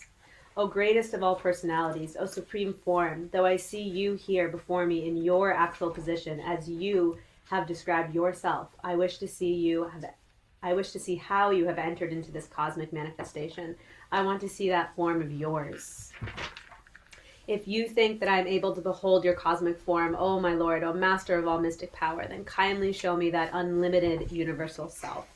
The Supreme Personality of Godhead said, my dear Arjuna, O son of Purta, see now my opulences, hundreds of thousands of very divine and multicolored forms. O best of the Bharatas, see here the different manifestations of Adityas, Vasus, Rudras, Asvini Kumaris, and all the other demigods. Behold the many wonderful things which no one has ever seen or heard of before. O Arjuna, whatever you wish to see, behold at once in this body of mine. This universal form can show you whatever you now desire to see, and whatever you may want to see in the future. Everything, moving and non-moving, is here completely in one place. But you cannot see me with your present eyes. Therefore, I give you divine eyes. Behold my mystic opulence. Sanjaya said, O king, having spoken thus, the supreme lord of all mystic power, the personality of Godhead, displayed his universal form to Arjuna. Arjuna saw in that universal form unlimited mouths, unlimited eyes, unlimited wonderful visions. The form was decorated with many celestial ornaments and bore many divine upraised weapons. He wore celestial garlands and garments, and many divine scents were smeared over his body. All was wondrous, brilliant, unlimited, and all expanding. If hundreds of thousands of suns were to rise at once into the sky, their radiance might resemble the effulgence of the Supreme Person in that universal form. At that time, Arjuna could see in the universal form of the Lord the unlimited expansions of the universe situated in one place, although divided into many, many thousands. Then, bewildered and astonished, his hair standing on end, Arjuna bowed his head to offer obeisances, and with folded hands began to pray to the Supreme Lord. Arjuna said, "My dear Lord Krishna, I see assembled in your body all the demigods and various other living entities. I see Brahma sitting on the lotus flower, as well as Lord Shiva and all the sages and divine serpents.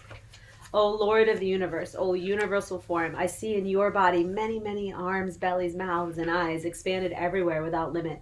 I see you, no end, no middle, and no beginning. I see in you no end, no middle, and no beginning.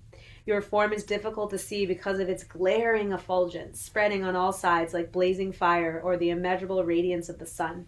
Yet I see this glowing form everywhere, adorned with various crowns, clubs, and discs.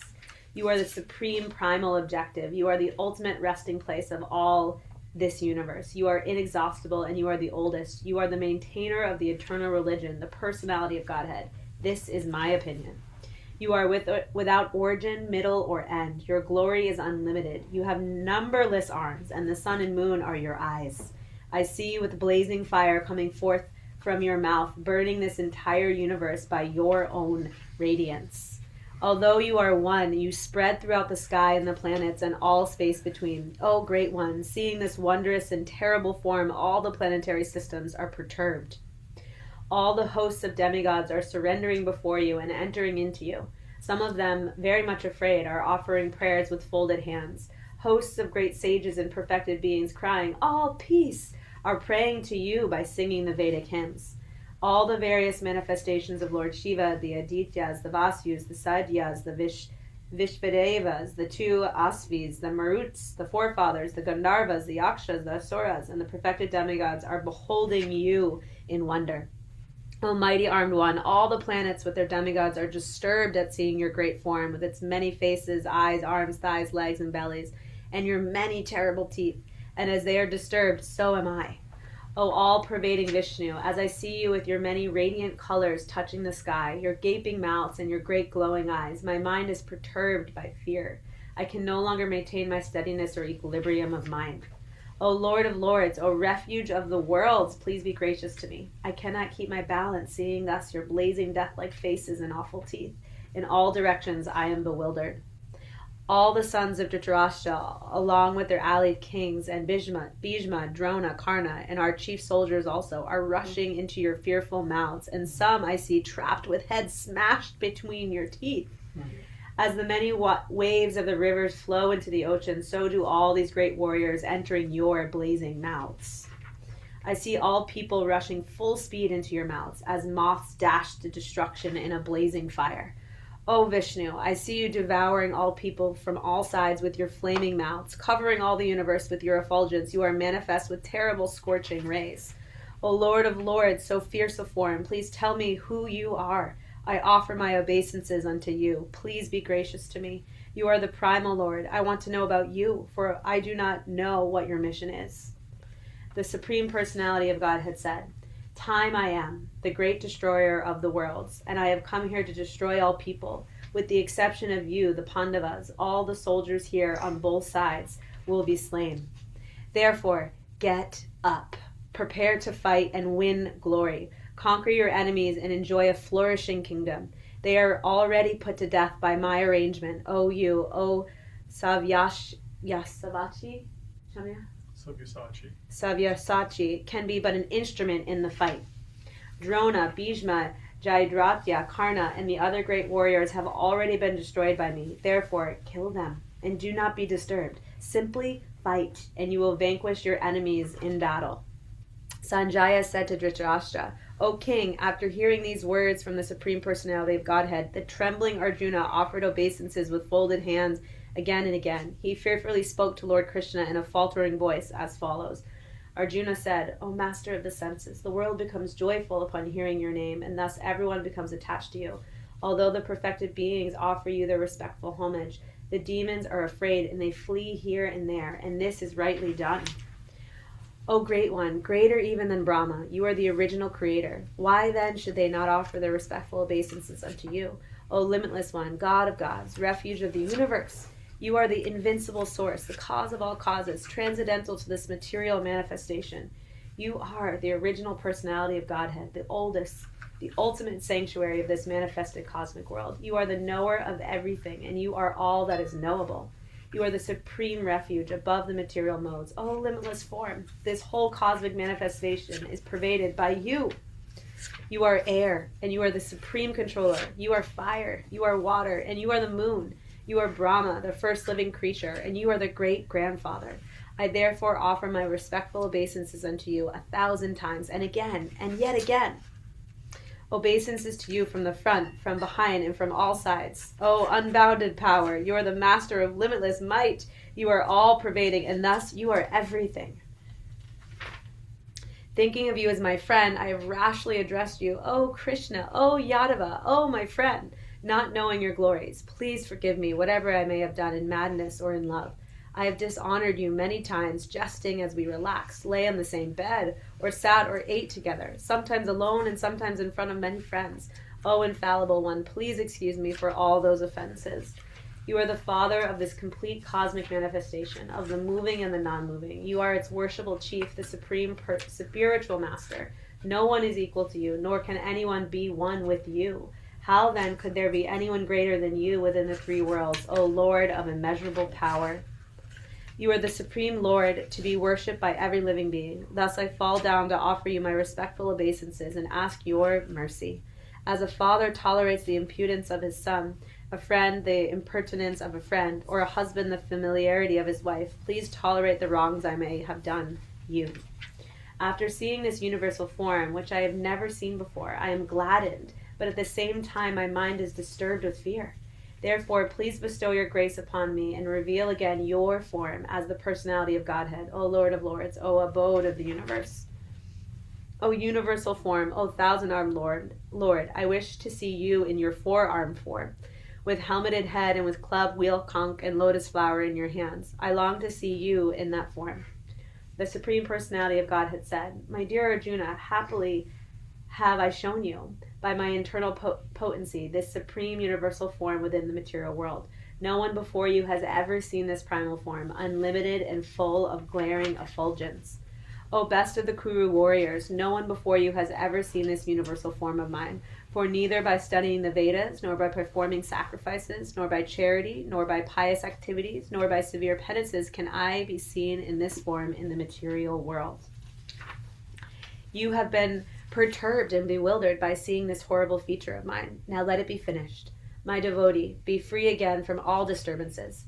With a peaceful mind you can now see the form you desire. Sanjaya said to Dhritarashtra, the Supreme Personality of Godhead, Krishna, having spoken thus to Arjuna, displayed his real four-armed form and at last showed his two-armed form, thus encouraging the fearful Arjuna. When Arjuna thus saw Krishna in his original form, he said, O Janardana, seeing this human-like form, so very beautiful, I am now composed in mind, and I am restored to my original nature. The Supreme Personality of Godhead said, My dear Arjuna, this form of mine you are now seeing is very difficult to behold. Even the demigods are ever seeking the opportunity to see this form, which is so dear. The form you are seeing with your transcendental eyes cannot be understood simply by studying the Vedas, nor by undergoing serious penances, nor by charity, nor by worship. It is not by these means that one can see me as I am. My dear Arjuna, only by undivided devotional service can I be understood as I am, standing before you, and can thus be seen directly. Only in this way can you enter into the mysteries of my understanding. Sorry, wrong purport. My dear Arjuna, he who engages in my pure devotional service, free from the contaminations of fruitive activities and mental speculation, He who works for me, who makes me the supreme goal of his life, and who is friendly to every living being, he certainly comes to me. Oh, that's it. Jai. Chapter 12, Devotional Service. Arjuna inquired, which are considered to be more perfect, those who are always properly engaged in their devotional service, or those who worship the impersonal Brahman, the unmanifested? The Supreme Personality of Godhead said, those who fix their minds on my personal form and are always engaged in worship in me with great and transcendental faith are considered by me to be most perfect. But those who fully worship the unmanifested, that which lays beyond the perception of the senses, the all-pervading, inconceivable, unchanging, fixed, and immovable, the impersonal conception of the absolute truth, by controlling the various senses and being equally disposed to everyone. Such persons, engaged in the welfare of all, at last achieve me.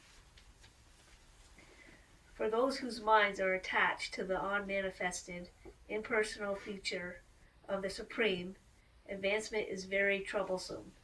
To make progress in that discipline is always difficult for those who are embodied. But those who worship me, giving up all their activities onto me and being devoted to me without deviation, engaged in devotional service, and always meditating upon me, having fixed their minds upon me, O son of Partha, for them I am the swift deliverer from the ocean of birth and death. Just fix your mind upon me, the Supreme Personality of Godhead, and engage all your intelligence to me. Thus you will live in me always, without a doubt. My dear Arjuna, O winner of wealth, if you cannot fix your mind upon me without deviation, then follow the regulative principles of Bhakti Yoga. In this way, develop a desire to attain me. If you cannot practice the regulations of Bhakti Yoga, then just try to work for me, because by working for me, you will come to that perfect stage. If, however, you are unable to work in this consciousness of me, then try to act giving up all results of your work and try to be self-situated. If you cannot take to this practice, then engage yourself in the cultivation of knowledge. Better than knowledge, however, is meditation, and better than meditation is renunciation of the fruits of action, for by such renunciation one can attain peace of mind. One who is not envious, but is a kind friend to all living entities, who does not think himself a proprietor, and who is free from false ego, who is equal in both happiness and distress, who is tolerant, always satisfied, self-controlled, and engaged in devotional service, with determination, his mind and intelligence fixed on me, such a devotee of mine is very dear to me. He by whom to one is put into difficult and who is not disturbed by anyone, who is equiposed in happiness and distress, fear and anxiety is very dear to me.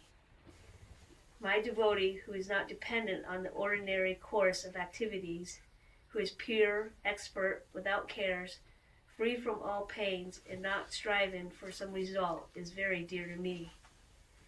One who neither rejoices nor grieves, who neither lamentates nor desires, and who renounces both auspicious and inauspicious things, such a devotee is very dear to me.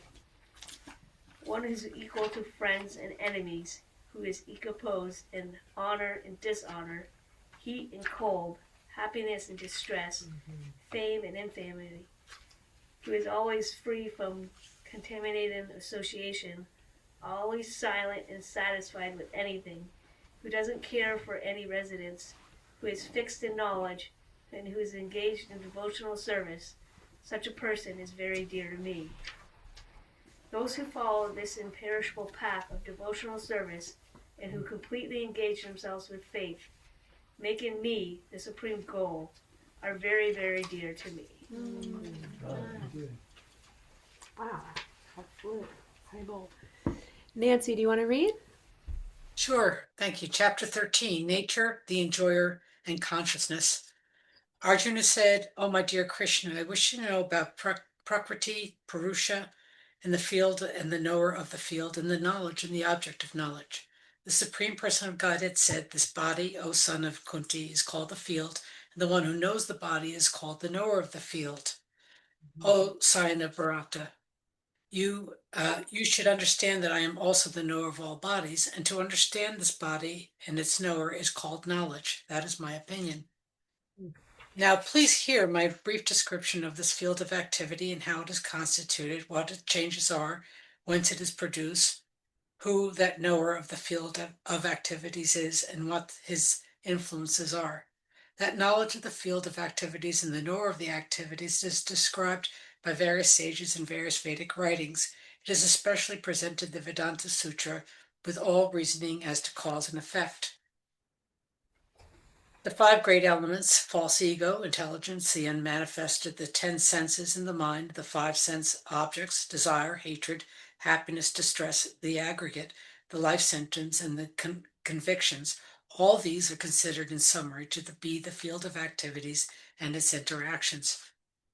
Humility, pridelessness, nonviolence, tolerance, simplicity, approaching a bona fide spiritual master, cleanliness, steadiness, self-control, renunciation of the objects of sense gratification, absence of false ego, the perception of the evil of birth, death, old age, and disease, detachment, freedom from entanglement with children, wife, home, and the rest, even-mindedness amid pleasant and unpleasant events, constant and unalloyed devotion to me, aspiring to live in a solitary place, detachment from general mass of people, accepting the importance of self-realization, and philosophical search for the absolute truth, all these I declare to be knowledge. And besides this, wherever there may be is ignorance. Whatever there may be is ignorance. Oops, got a lot of things going on. Whoops, here we go. 13. I shall now explain the knowable, knowing which you will taste the eternal.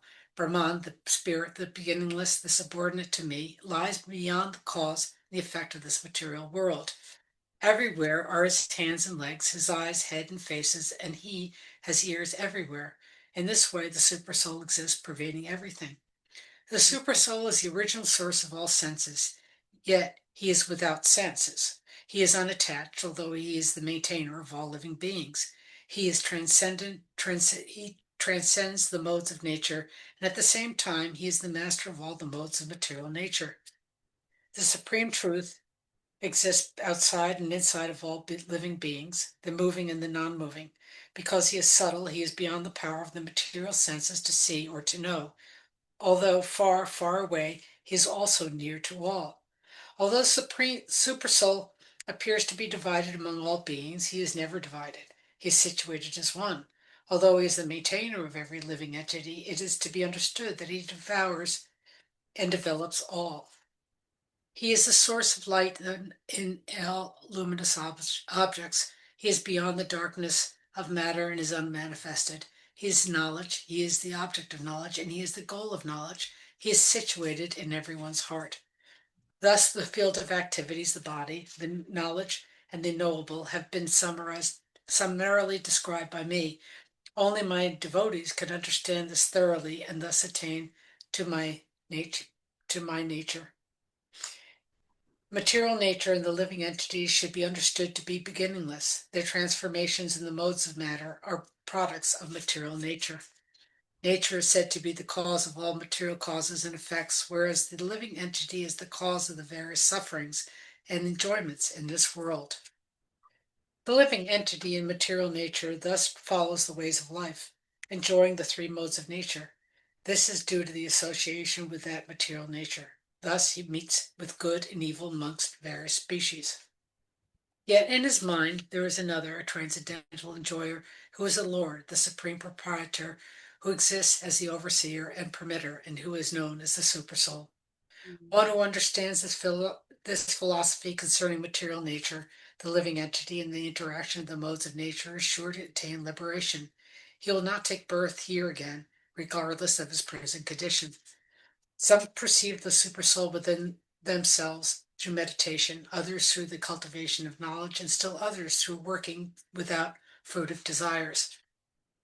Again, there are those who, although not conversant in spiritual knowledge, begin to worship the Supreme Person upon hearing about him from others. Because of their tendency to hear from authorities, they also transcend the path of birth and death.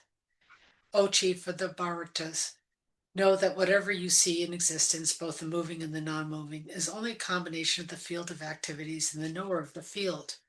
One who sees the supersoul accompanying the individual soul in all bodies, and who understands that neither the soul nor the supersoul within the destructible body is ever destroyed, never actually sees. One who sees the supersoul equally present everywhere in every living being does not degrade himself by his mind. Thus he approaches the transcendental destination. One who can see that all activities are performed by the body, which is created of material nature, and sees that the self does nothing, actually sees. When a sensible man ceases to see different identities due to different material bodies, and he sees how beings are expanded everywhere, he attains to the Brahman conception. Those with the vision of eternity can see that the imperishable soul is transcendental, eternal, and beyond the modes of nature. Despite contact with the material body, O Arjuna, the soul neither does anything nor is entangled. The sky, due to its subtle nature, does not mix with anything, although it is all pervading. Similarly, the soul situated in Brahman vision does not mix with the body, though situated in that body. O son of Bharata, as the sun alone illuminates all this universe, so does the living entity, one within the body, illuminate the entire body of consciousness. Those who see with eyes of knowledge the difference between the body and the knower of the body, and can also understand the process of liberation from bondage in material nature, attain to the supreme goal. Jai. Jai. Thank you, Nancy. Saraswati or Pamela, did either one of you want to read, or are you happy listening? You can unmute. I can read. Go ahead. Chapter 14, The Three Modes of Material Nature. The Supreme Personality of Godhead said, "Again, I shall declare to you the supreme wisdom, the best of all knowledge, knowing which all the sages have attained the supreme perfection. By becoming fixed in this knowledge, one can attain to the transcendental nature like my own. Thus established, one is not born at the time of creation or disturbed at the time of dissolution. The total material substance, called Brahman, is the source of birth, and it is that Brahman that I impregnate, make possible the births of all living beings, O son of Bharata. It should be understood that all species of life, O son of Kunti, are made possible by birth in this material nature, and that I am the seed-giving father. Material nature consists of three modes: goodness, passion, and ignorance. When the eternal living entity comes in contact with nature, O mighty armed Arjuna, he becomes conditioned by these modes. O sinless one, the mode of goodness becomes purer than the others, is illuminating, and it frees one from all sinful reactions. Those situated in that mode become conditioned by a sense of happiness and knowledge. The mode of passion is born of unlimited desires and longings, O son of Kunti, and because of this, the embodied living entity is bound to material fruitive actions. O son of Bharata, know that the mode of darkness, born of ignorance, is the delusion of all embodied living entities. The results of this mode are madness, indolence, and sleep, which bind the conditioned soul. O son of Bharata, the mode of goodness conditions one to happiness, passion conditions one to fruitive action, and ignorance, covering one's knowledge, binds one to madness. Sometimes the mode of goodness becomes prominent, defeating the modes of passion and ignorance, O son of Bharata. Sometimes the mode of passion defeats goodness and ignorance, and at other times ignorance defeats goodness and passion. In this way, there is always competition for supremacy. The manifestation of the mode of goodness can be experienced when all the gates of the body are illuminated by knowledge. O chief of the Bhartas, When there is an increase in the mode of passion, the symptoms of great attachment, fruitive activity, intense endeavor, and uncontrollable desires are hankering develop. When there is an increase in the mode of ignorance, O son of Kuru, darkness, inertia, madness, and illusion are manifested. When one dies in the mode of goodness, he attains to the pure higher planets of the great sages. When one dies in the mode of passion, he takes birth among those engaged in fruitive activities, and when one dies in the mode of ignorance, he takes birth in the animal kingdom.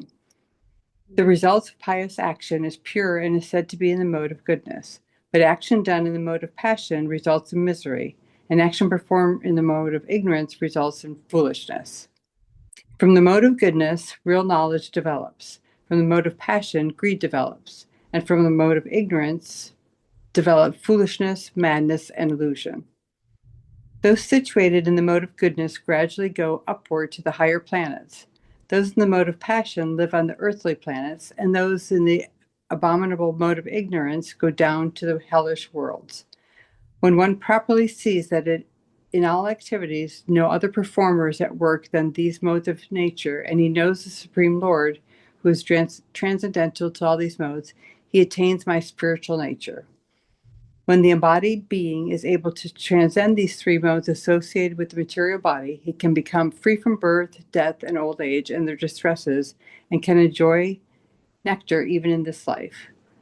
Arjuna inquired, O my dear Lord, by which symptoms is one known who is transcendental to these three modes? What is his behavior, and how does he transcend the mode of nature? The Supreme Personality of Godhead said, O son of Pandu, he who does not hate illumination, attachment, and delusion when they are present, or long for them when they disappear, who is unwavering and undisturbed through all these reactions of material qualities, remaining neutral and transcendental, knowing that the modes alone are active, who is situated in self and regards alike happiness and distress, who looks upon a lump of earth, a stone, and a piece of gold with an equal eye, who is equal toward the desirable and undesirable, who is steady, situated equally well in praise and blame, honor and dishonor, who treats alike both friend and enemy, and who has renounced all material activities, such a person is said to have transcended the modes of nature. One who engages in full devotional service, unfailing in all circumstances, as one transcends the modes of material nature, and thus comes to the level of Brahman. And I am the basis of impersonal Brahman, which is immortal, imperishable, and eternal, and is the constitutional position of ultimate happiness. Jai. Die. Thank you. Saraswati, did you want to read? You can just shake your head no if you don't want to. Okay, cool. Jamia, back to the beginning. 15. I'll read Sanskrit. Shri Bhagavan Uvacha. This is the yoga of the Supreme Person. Shri Bhagavan Uvacha. Uttamulamata Shakam Ashvattam Prahuravyayam. Chandamasi Yasiphanani Yasam Tam Veda Savedavid. Tashchortvam Prasvatastasya Shaka Guna Pravritta Vishya Pravala. Tashchamulan Yanusantatani Karmana Vantini Manushaloke.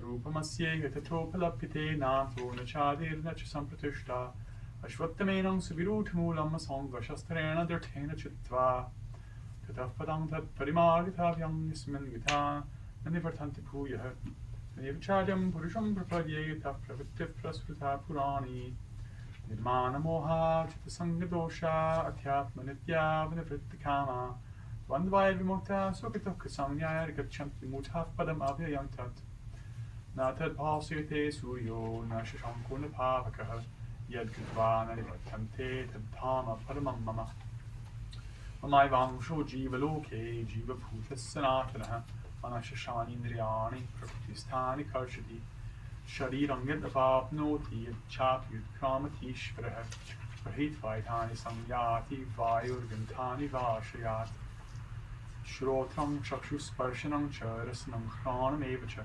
Tishtayam Nashchayam Vishayam Sevate Utkramantam Stam Vapi Punjanam Vagunanvitam Mutanan Pashanti Jnana Chakshushaha Vitanto Yoginashchainam Pashantyatmani Vastatam Tantopi Kutatmano Nainam Pashamti Chetasah.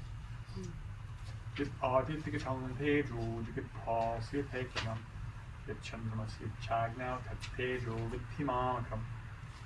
Gam Abhishach Bhutani Tariam Nemojasa, Krishna Michao Shaki Sarva Somo Putva Satmakaha.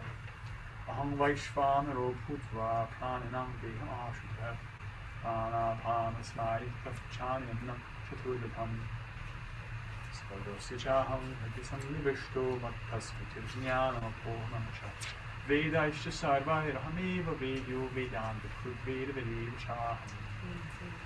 Vavimao Purushao Loke Ksharaschak Kshara Evacha Kshara Sarvan Purutani Purvasto Kshara Uchite Uttama Purushas Tranya Parmatme Hidafita Yo Loke Tranya Vishya Pitartya Jaya Ishvara Yasmat Ksharam Atitoham Aksharapati Chottamaha Tosmi Loke Vecha Purushottamaha Yomam evam samudho janati purushottamam sasarva vipajagimam sarva pavena bharata iti gohyatamam shastram inaptam mayanaka eta buddhva bhaktiman syat yashta bharata. Hare Krishna. Right. Try. Samantha Prabhu, do you want to read it again? Do you want to read it again? Sure. Yeah. Chapter 16. The divine and demoniac natures. The Supreme Personality of Godhead said, fearlessness, purification of one's existence, cultivation of spiritual knowledge, charity, self-control, performance of sacrifice, study of the Vedas, austerity, simplicity, nonviolence, truthfulness, freedom from anger, renunciation, tranquility, aversion to fault-finding, compassion for all living entities, freedom from covetousness, gentleness, modesty, steady determination, vigor, forgiveness, fortitude, cleanliness, and freedom from envy and from the passion for honor. These transcendental qualities, O son of Bharata, belong to godly men endowed with divine nature.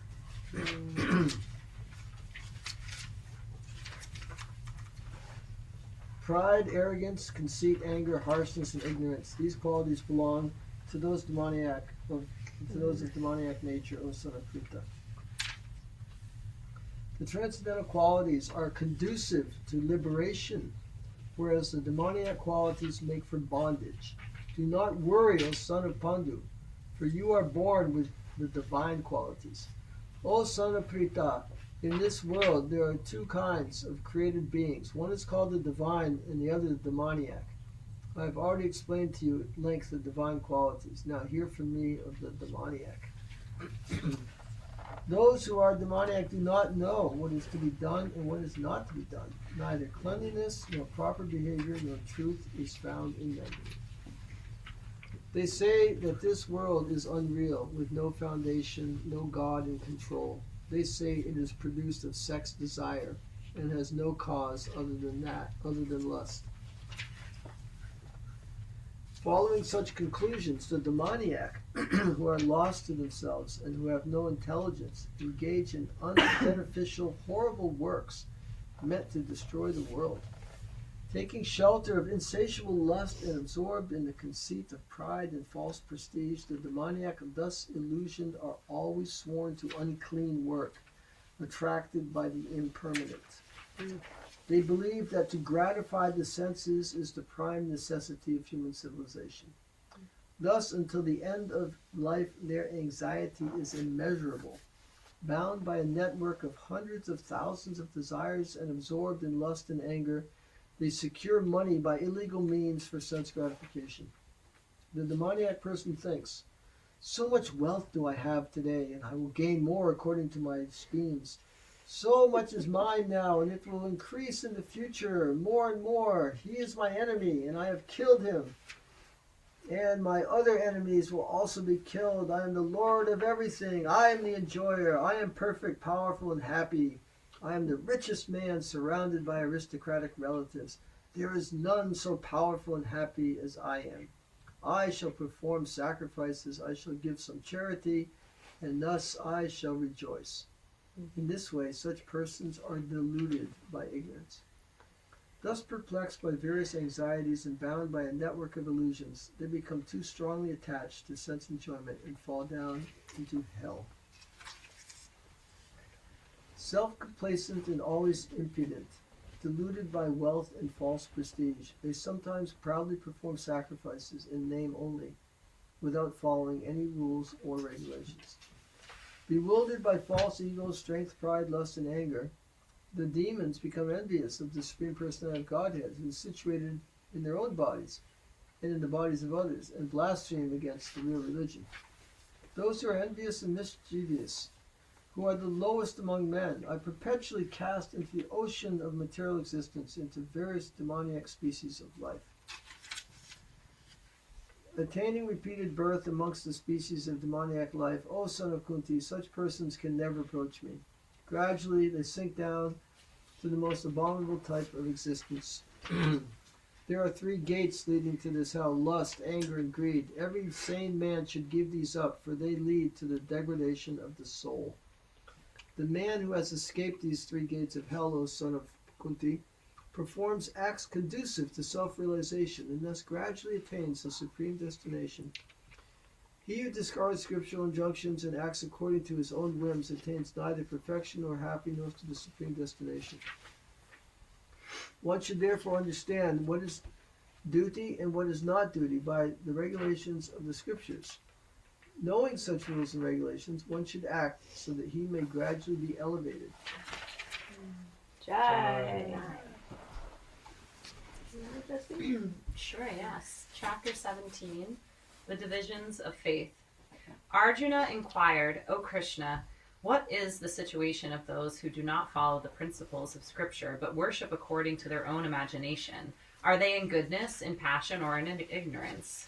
The Supreme Personality of Godhead said, according to the modes of nature acquired by the embodied soul, one's faith can be of 3 kinds, in goodness, in passion, or in ignorance. Now hear about this. O son of Bharata, according to one's existence under the various modes of nature, one evolves a particular kind of faith.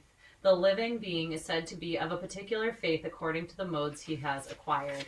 Men in the mode of goodness worship the demigods, those in the mode of passion worship the demons, and those in the mode of ignorance worship ghosts and spirits. Those who undergo severe austerities and penances not recommended in the scriptures, performing them out of pride and egoism, who are impelled by lust and attachment, who are foolish and who torture the material elements of the body, as well as the supersoul dwelling within, are to be known as demons. Even the food each person prefers is of 3 kinds, according to the 3 modes of material nature. The same is true of sacrifices, austerities, and charity. Now hear of the distinctions between them. Foods dear to those in the mode of goodness increase the duration of life, purify one's existence, and give strength, health, happiness, and satisfaction. Such foods are juicy, fatty, wholesome, and pleasing to the heart.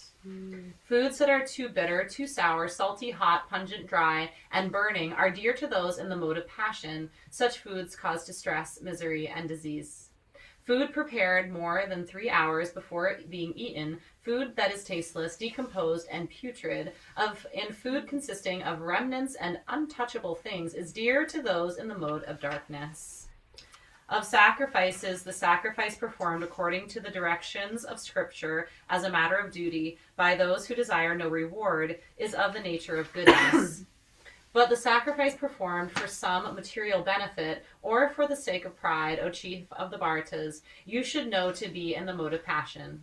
Any sacrifice performed without regard for the direction of Scripture, without distribution of prasad, spiritual food, without chanting of Vedic hymns and remunerations to the priests, and without faith is considered to be in the mode of ignorance. Austerity of the body consists in worship of the Supreme Lord.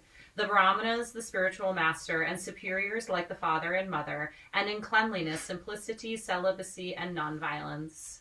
Austerity of speech consists in speaking words that are truthful, pleasing, beneficial, and not agitating to others, and also in regularly reciting Vedic literature. And satisfaction, simplicity, gravity, self-control, and purification of one's existence are the austerities of the mind. This threefold austerity performed with transcendental faith by men not expecting material benefits but engaged only for the sake of the supreme is called austerity in goodness. Penance performed out of pride and for the sake of gaining respect, honor, and worship is said to be in the mode of passion. It is neither stable nor permanent. Penance performed out of foolishness with self-torture or to destroy or injure others is said to be in the mode of ignorance. Charity given out of duty without expectation of return at the proper time and place and to a worthy person is considered to be in the mode of goodness. But charity performed with the expectation of some return or with a desire for fruitive results or in a grudging mood is said to be charity in the mood of passion. And charity performed at an impure place, at an improper time, to unworthy persons, or without proper attention and respect, is said to be in the mode of ignorance. From the beginning of creation, the three words Om Tat Sat were used to indicate the supreme absolute truth. These three symbolic representations were used by Brahmanas while chanting the hymns of the Vedas and during sacrifices for the satisfaction of the supreme. Therefore, transcendentalists undertaking performances of sacrifice, charity, and penance in accordance with spiritual regulations begin always with Om to attain the supreme. Without desiring fruitive results, one should perform various kinds of sacrifice, penance, and charity with the word Tat. The purpose of such transcendental activities is to get free from material entanglement. The absolute truth is the objective end of devotional sacrifice and it is indicated by the word Sat. The performer of such sacrifice is also called Sat, as are all works of sacrifice, penance, and charity, which, true to the absolute nature, are performed to please the Supreme Person, O son of Partha. Anything done as sacrifice, charity, or penance without faith in the Supreme, O son of Partha, is impermanent. It is called Asat, and is useless both in this life and the next. Jai. Last chapter was special request from Srinivas Prabhu. Take it away. Yeah. Arjuna said, O mighty armed one, I wish to understand the purpose of renunciation, Tyaga, and of the renounced order of life, sannyas. O killer of the Keshi demon, master of the senses. The Supreme Personality of Godhead said, the giving up of activities that are based on material desire is what great learned men call the renounced order of life, sannyas. And giving up the results of all activities is what the wise call renunciation, tyaga. Some learned men declare that all kinds of fruitive activities should be given up as faulty, yet other sages maintain that acts of sacrifice, charity, and penance should never be abandoned. O best of the Bharatas, now hear my judgment about renunciation. O tiger among men, renunciation is declared in the scriptures to be of three kinds. Acts of sacrifice, charity, and penance are not to be given up. They must be performed. Indeed, sacrifice, charity, and penance purify even the great souls. All these activities should be performed without attachment or any expectation of result. They should be performed as a matter of duty. O son of Prita, that is my final opinion. Prescribed duties should never be renounced. If one gives up his prescribed duties because of illusion, such renunciation is said to be in the mode of ignorance. Anyone who gives up prescribed duties as troublesome or out of fear of bodily discomfort is said to have renounced in the mode of passion. Such action never leads to the elevation of renunciation. O Arjuna, when one performs his prescribed duty only because it ought to be done and renounces all material association and all attachment to the fruit, his renunciation is said to be in the mode of goodness. The intelligent renouncer situated in the mode of goodness, neither hateful or of inauspicious work, nor attached to auspicious work, has no doubts about work. It is indeed impossible for an embodied being to give up all activities, But he who renounces the fruits of action is called one who has truly renounced. For one who is not renounced, the threefold fruits of action, desirable, undesirable, and mixed, accrue after death. But those who are in the renounced order of life have no such result to suffer or enjoy. O mighty armed Arjuna, according to the Vedanta, there are five causes for the accomplishment of all action. Now learn of these from me. The place of action, the body, the performer, the various senses, the many different kinds of endeavor, and ultimately the supersoul. These are the five factors of action. Whatever right or wrong action a man performs by body, mind, or speech is caused by these five factors. Therefore, one who thinks himself the only doer, not considering the five factors, is certainly not very intelligent and cannot see things as they are. One who is not motivated by false ego, whose intelligence is not entangled, though he kills men in this world, does not kill, nor is he bound by his actions. Knowledge, the object of knowledge, and the knower are the three factors that motivate action. The senses, the work, and the doer are the three constituents of action. According to the three different modes of material nature, there are three kinds of knowledge: action and performer of action. Now hear of them from me. That knowledge by which one undivided spiritual nature is seen in all living entities, though they are divided into innumerable forms, you should understand to be in the mode of goodness. That knowledge by which one sees that in every different body there is a different type of living entity, you should understand to be in the mode of passion. And that knowledge by which one is attached to one kind of work as the all in all, without knowledge of the truth, and which is very meager, is said to be in the mode of darkness. That action which is regulated and which is performed without attachment, without love or hatred, and without desire for fruitive results, is said to be in the mode of goodness. But action performed with great effort by one seeking to gratify his desires and enacted from a sense of false ego is called action in the mode of passion. That action performed in illusion, in disregard of scriptural injunctions, and without concern for the future bondage or for violence or distress caused to others, is said to be in the mode of ignorance. One who performs his duty without association with the modes of material nature, without false ego, with great determination and enthusiasm, and without wavering in success or failure, is said to be a worker in the mode of goodness.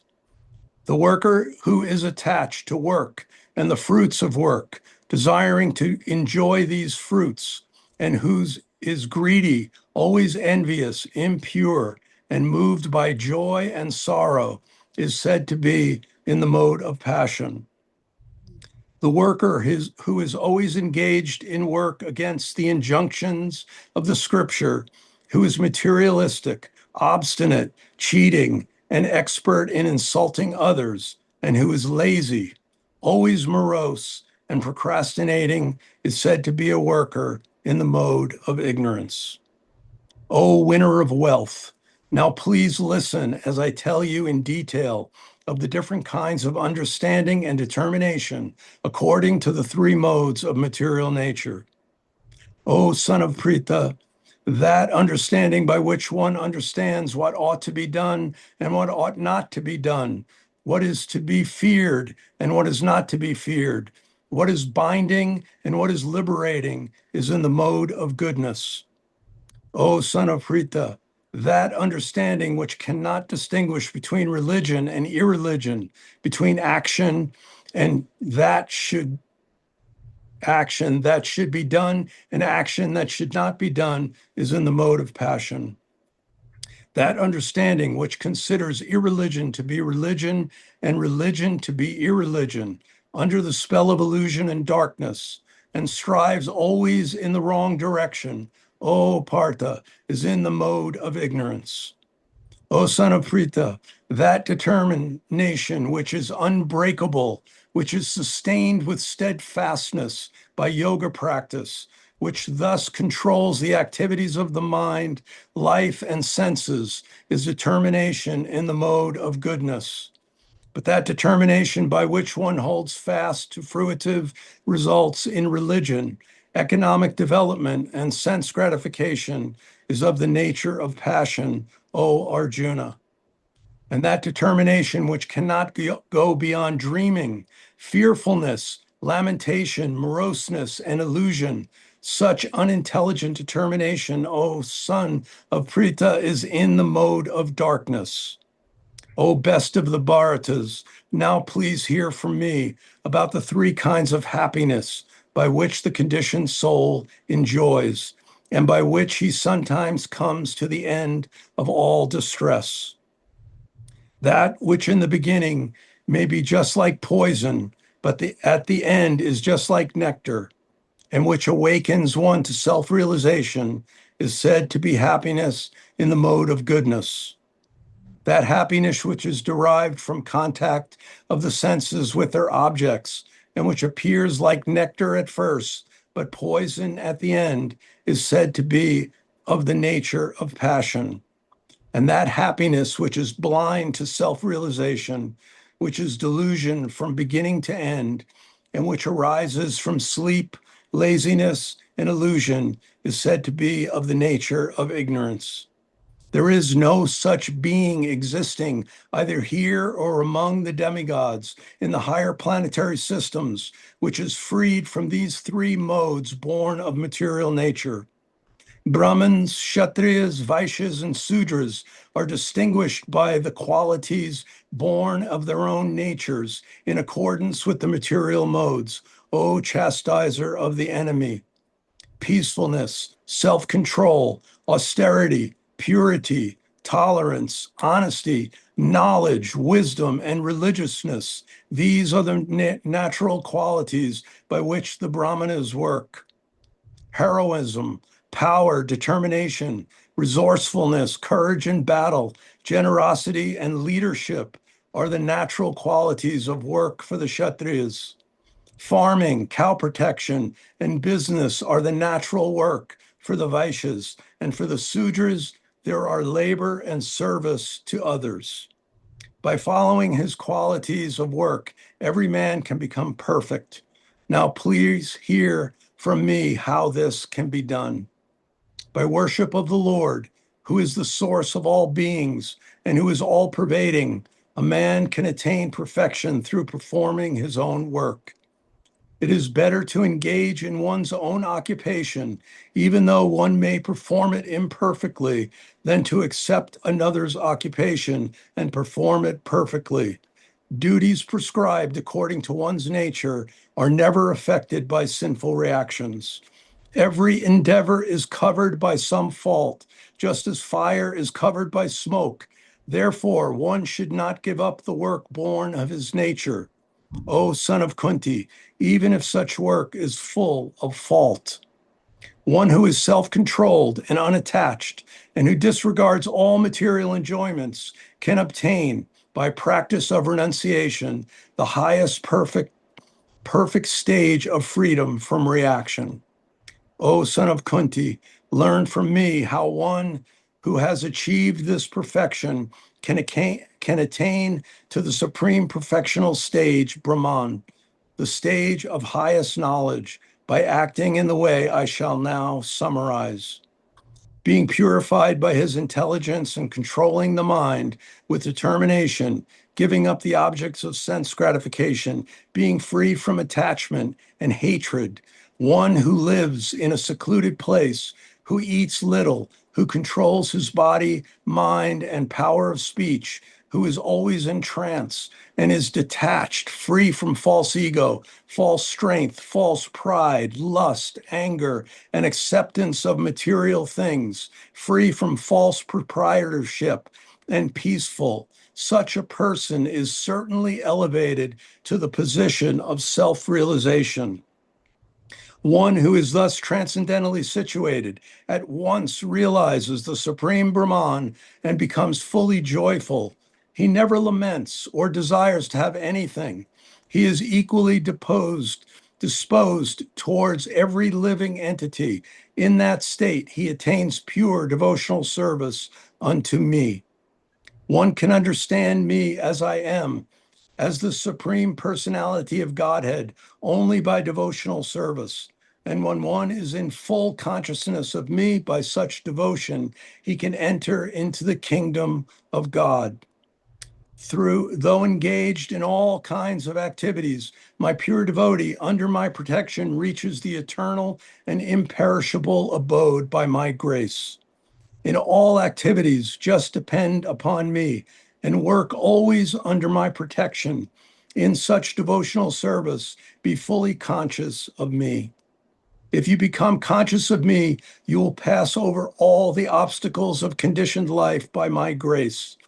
If, however, you do not work in such consciousness, but act through false ego, not hearing me, you will be lost. If you do not act according to my direction and do not fight, then you will be falsely directed. By your nature, you will have to be engaged in warfare. Under illusion, you are now declining to act according to my direction, but compelled by the work born of your own nature, you will act all the same, O son of Kunti. The Supreme Lord is situated in everyone's heart, O Arjuna, and is directing the wanderings of all living entities who are seated as on a machine made of the material energy. O scion of Bharata, surrender unto him utterly. By his grace, you will attain transcendental peace and the supreme and eternal abode. Thus I have explained to you knowledge, still more confidential. Deliberate on this fully, and then do what you wish to do. Because you are my very dear friend, I am speaking to you, my supreme instruction, the most confidential of all. Hear this from me, for it is for your benefit. Always think of me, become my devotee, worship me, and offer your homage to me unto me. Thus you will come to me without fail. I promise you this, because you are my very dear friend. Abandon all varieties of religion and just surrender unto me. I shall deliver you from all sinful reactions. Do not fear. This confidential knowledge, it may never be explained to those who are not austere or devoted or engaged in devotional service, nor to one who is envious of me. For one who explains this supreme secret to the devotees, pure devotional service is guaranteed, and at the end he will come back to me. There is no servant in this world more dear to me than he, nor will there ever be one more dear. And I declare that he who studies this sacred conversation of ours worships me by his intelligence. And one who listens with faith and without envy becomes free from sinful reactions and attains to the auspicious planets where the pious dwell. O son of Pritha, O conqueror of wealth, have you heard this with an attentive mind? And are your ignorance and illusions now dispelled? Arjuna said, my dear Krishna, O infallible one, my illusion is now gone. I have regained my memory. By your mercy, I am now firm and free from doubt and prepared to act according to your instructions. Sanjaya said, thus I have heard the conversation of two great souls, Krishna and Arjuna, and so wonderful is that message that my hair is standing on end. By the mercy of Vyas, I have heard these most confidential talks directly from the master of all mysticism, Krishna, who was speaking personally to Arjuna. O King, as I repeatedly recall this wondrous and holy dialogue between Krishna and Arjuna, I take pleasure being thrilled at every moment. O King, as I remember the wonderful form of Lord Krishna, I am struck with wonder more and more, and I rejoice again and again. Wherever there is Krishna, the master of all mystics, and whenever there is Arjuna, the supreme archer, there will also certainly be opulence, victory, extraordinary power, and morality. That is my opinion. Tat Sat. Well, Clocking in at just over 2.5 hours. We did it. Hare Krishna, Hare Krishna, Krishna Krishna, Hare Hare, Hare Rama, Hare Rama, Rama Rama, Hare Hare. Hare. Wow.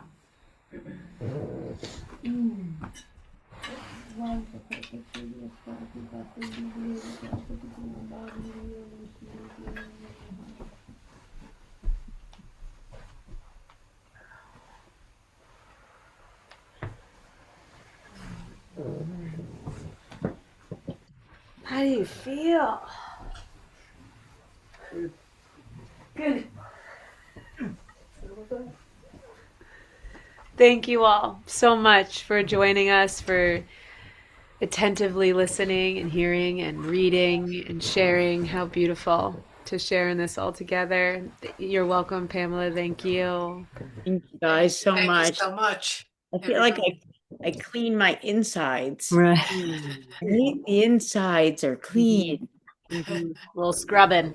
Yeah. Little that scrub. was amazing. Thank you. Thank Yeah. you. And what a great last chapter reading. Yeah. Well, he's already gone. He already skipped town. Thank you, everyone. That was Thank you wonderful. all. Good night.